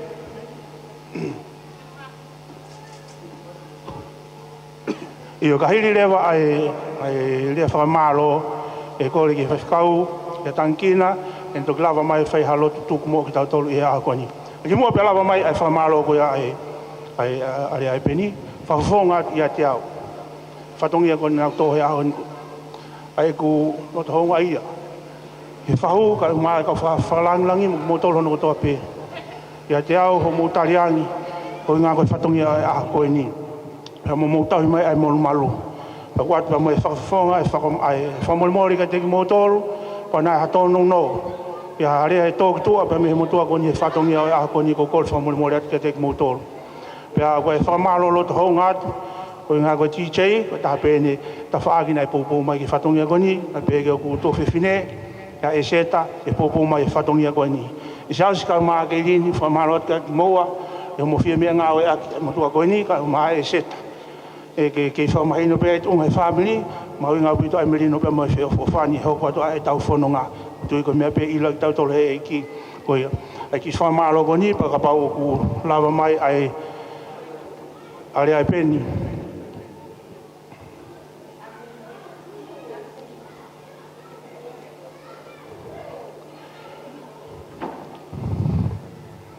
Ki o muka tak pulahi ngai pulu kalama, ngai whakam ki whakau kwa tū. Ka lawa pio whai hono tū ngai pulu kalama, ko inga pule e taimi o e aptangani. E ko rea e peni eni, ko whafonga te whamalo ka me family, me whamapo po tau ngā we malo.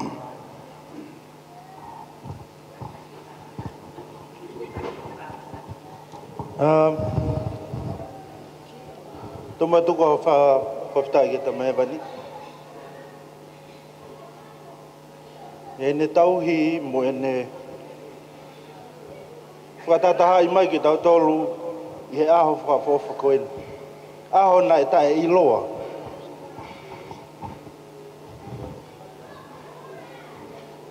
Tae ama ne kina. Kana i kai ai ofa e ki. Ko haia taha tēne lava. Ke ne toi whakatataua e toko tahau. O kune tokai mānanga e mea kotoa pei he mamani. Ato e ne whakatapu ki he whahua e ahoni. Whakatapu atu ki he whaiwhikau. Mo e kaike usi lawe i atu. Ai toe ngā o e kau whakatapu katoa tēni ka tika mo tolo toa peu mo i e te pire i mua. Angai na whatapu makehe ki he tamai, koe kui,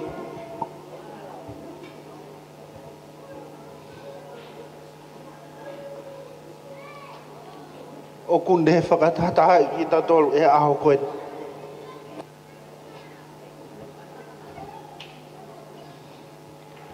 Nā kai ke whahe,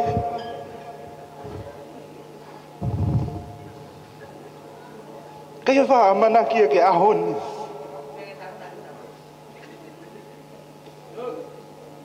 Tiki so ia ko o fatu ka te koe. Tutangi o kulo toi ahoni o kui kai ke hene kua matua. O ku natala mai pe hena ofa ke te koe. Neongo koe motua kutu at koe ni o kumasiva.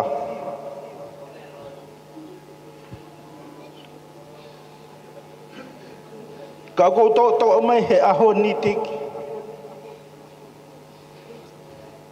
E ki kupu me e wholofola ne pehe.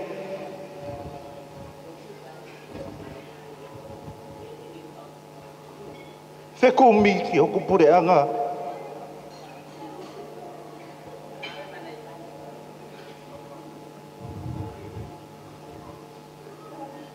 Tēne whakaawa mo ne tukuange mai anga monu o e wā ihala e whanonganga.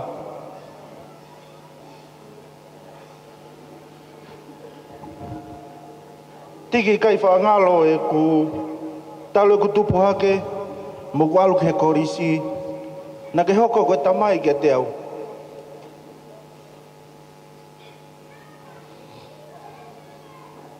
I kai whaalaua o whakoto e pe o whai.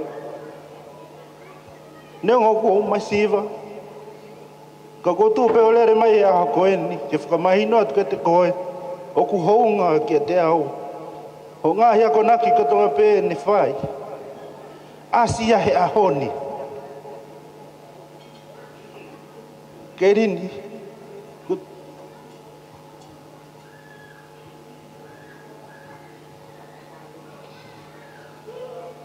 Hake koe lau masiva rea ke whakamatala e tō onga e whiwhine koe ni. Aneafi ne maki tala noa aneafi. Ta wala hake au ia hangeha ne ki whai whekaua ne afi. Ko talange kia Keirini a ne afi. Keirini.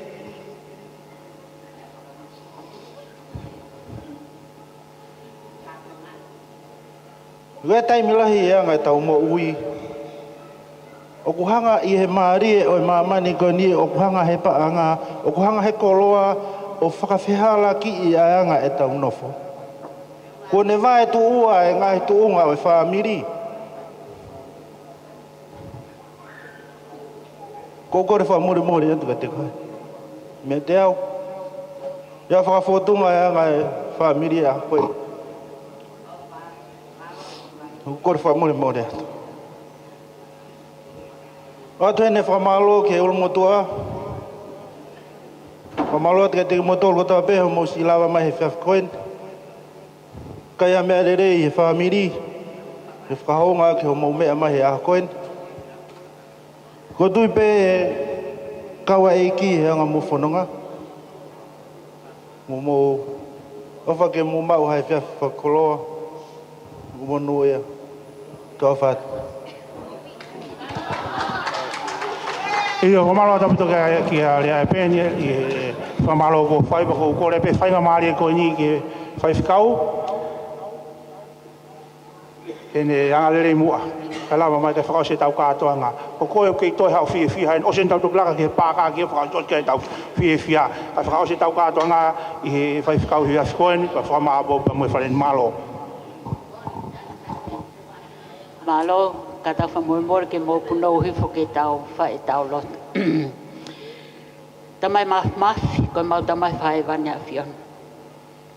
Mau hanga hake ki he a whiona koe whamalo mui whakawhitakai. I he whakahoko o e aha koe ni.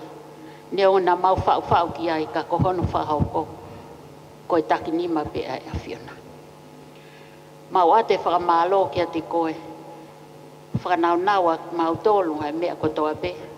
Ka koe aha koe ni ku mau hanga haki he a whiona. Aha koe ni tamai o ku mau hanga haki. Koe whakamalo koe ngā koe tamai o eiki. Moe kaunanga. Ko nā usia aho na aho. Whaele i. Pea koe hanga ki he kahau. Ko hatoi tau fo ki a kinau. Tamai ku mau kore peke a whiona. Tāpo ki nānge. Ai tamai koe ni. Taniela Finau. Koe tamai. Koe kui. Koe toko ua. Koe kau ngā whanonga. I he aho whakoloa koe ni. Kai umaa a Kayleen hika. I he whiaf koe ni. Tamai mau ilo pe opu toi la he patongia ki he kaunanga. Kau mau tuku atu e ke awhiona. Opu ia e hoa ia si aus ia pehe mo e whewhin. Pea mau hanga haka toa kia te koe pe tamai. He koe tamai ofa ai awhiona. Koe tamai whaakataki. Koe tamai o kuke hanga o ui ak mau tō neonga i mau ngahi tōno no ke mau hanga atu pea ke mau alu at pe ke awhiona. Un lele i kotoa o kuha uia me he awhiona. Pea o mau whamalo ai ki he awhiona. Our gracious and eternal Father which art in heaven, I know that we have brothers and sisters who don't know what we are saying, but we uplift them to you. Thank you for bringing them so that we can share the lovely day of birthdays for Kayleen and her dear father. Dear Lord, I know that they have other schedule to be done today, other commitments that they should have been there today. But somehow you have brought them to be with us so that we can share the unity of this family and how happy are they for how many years they have been separated, but they come together on a birthday like this. And thank you, dear Lord, we know that you are a God of love and you are a God of unity. These days, in the last days, nothing is more important to us. Money, material, no. It's only for us to be one in your name and only in your name, dear Lord, of Jesus Christ, so that you can bring us together. Tamai mafu mau hanga hako e whakamalo ke awhiona. Mau tuku atua Tiki pepehe ka Kayleen ki he eswei laulau e awhiona. Hato e tau fo e ta ki at ki naua ke hoko atua e whananga. Pehe ki he hoa whanau whamokopuna i he nau umau mata e nau whamalo ke awhiona. Tamai mau whamalo ki he Folani ma ko nau whai i he aho ko e ni mau lawe ai. Pea ko mau whakamalo ai ki he awhiona. Ka mau ka mātuku he aho ko e ni tamai mau whakamalo ki he awhiona. Tuku mai pe mua ho ke le si. Tuku mai pe mua a ho o kau angelo ke ne ahanga le ohi ak mau tolu. Whakafoki mau tolu ki mau taktaha aki. Pea mau hanga pe ki he awhiona. Ke mau ilo ko e mea kotoa o e mama ko e ni. O ku hau ta whataha pia me he awhiona. Tāpu ki nange whamiri, tāpu ki nange taha kotoa pe, si whahu i he whiawhi ko eni, si kautaula eki, ko mau i heni, ke whaiha mau ngahi whatongia ke whamiri ko eni, o ku mau whamalo ai ki awhiona. Ka pau na iaha mau ngahi tōno no, pia na e tō atu e mau ngahi whia i he aho ko eni, whakamalohe ko o tua whakamole mole ai awhiona. Te ke kei whakamole ak mautolu, pea ke taria ak mautolu ko ho'o whanau. Te ke kei ui pea ak mautolu ko ho'o whanau, pea tuku pe tamai ke mautaria koe, ke kei hoko ai pe ko ho mau eiki huhu. Mo mua pea ke Moimoi tak whanonga e a whionai ak mautolu, mau kore hake a ngahi meani i he huafa sisu kalaisi ka ko ho mau whamoi. Amen. Malo pe te fai kau kai nga ko tau la vai tau ka to nga ya ko ni whatau nge ki whata pe mo lot ko fai ke ne ave hao ki mo tolu ki mo nga ya pi ya ko ki whata mo nga tolu ki mo nga ya pi te ke nga ki a pong pong mo nga ya ho ko ko mai tua o fa te mo tolu.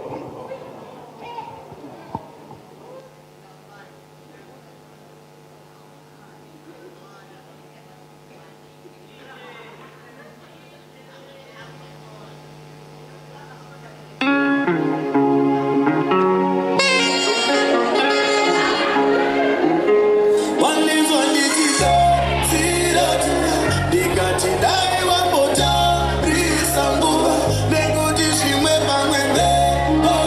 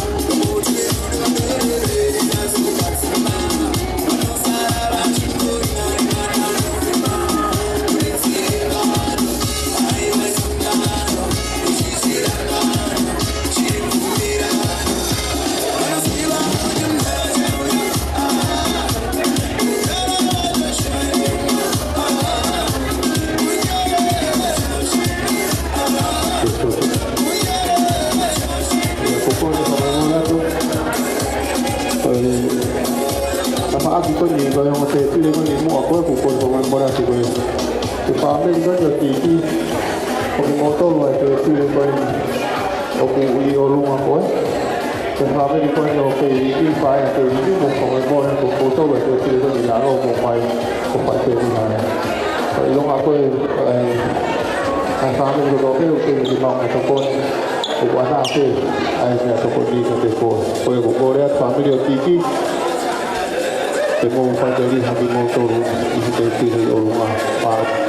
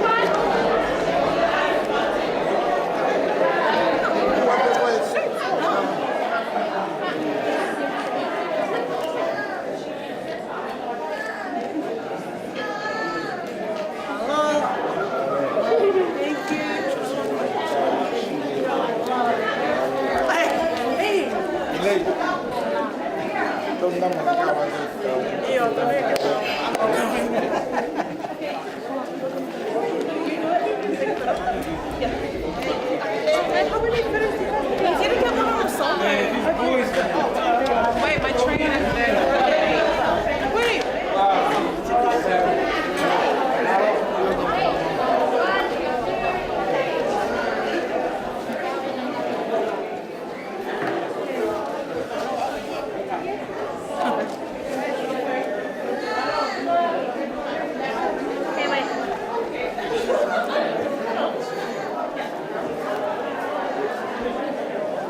That's too much this one on the left.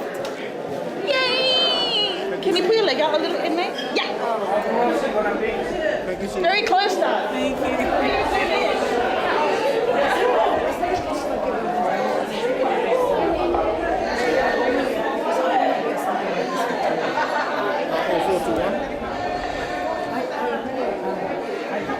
Right in the morning.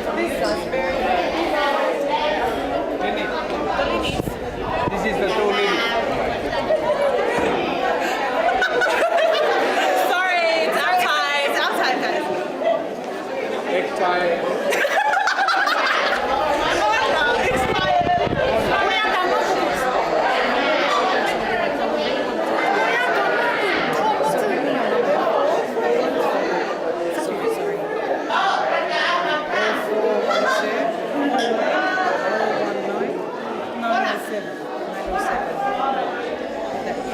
Just ring it. They don't have your number. I think I do have your number. Yeah. I don't see Paula. Where are those?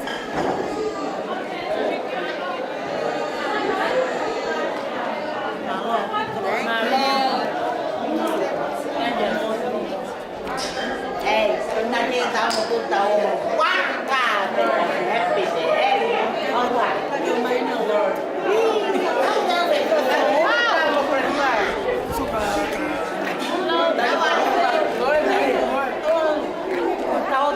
Tao mà này ta đi. Wait.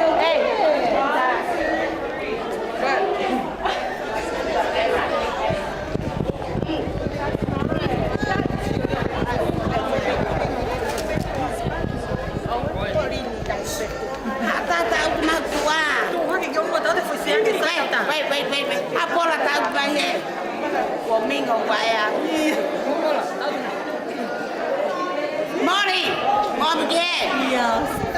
Kayleen, come. Come Nini, you too. Kayleen.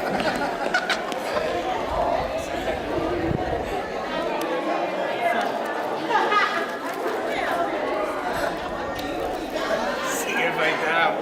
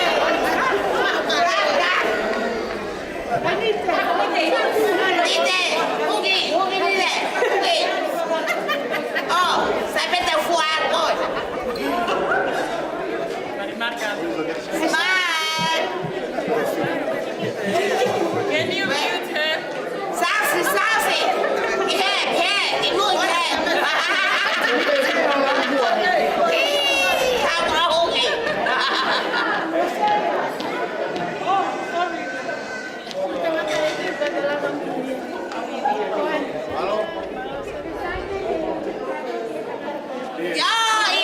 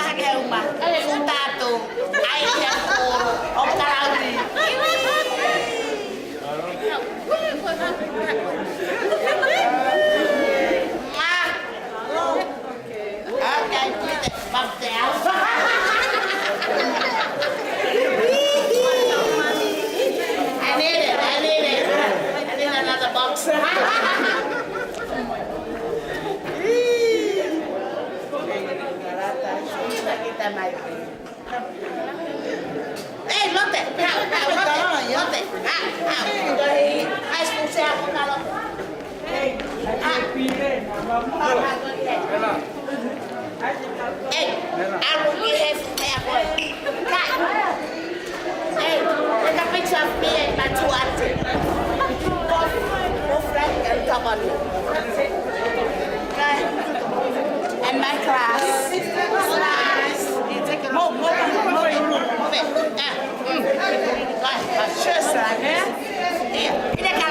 Ini kalau ni. Man. I need it. Oke. Ini aku ada ayah. Man nasi. Mana tu kau pergi anu mau botol he. Cheers. Man beya. Saja.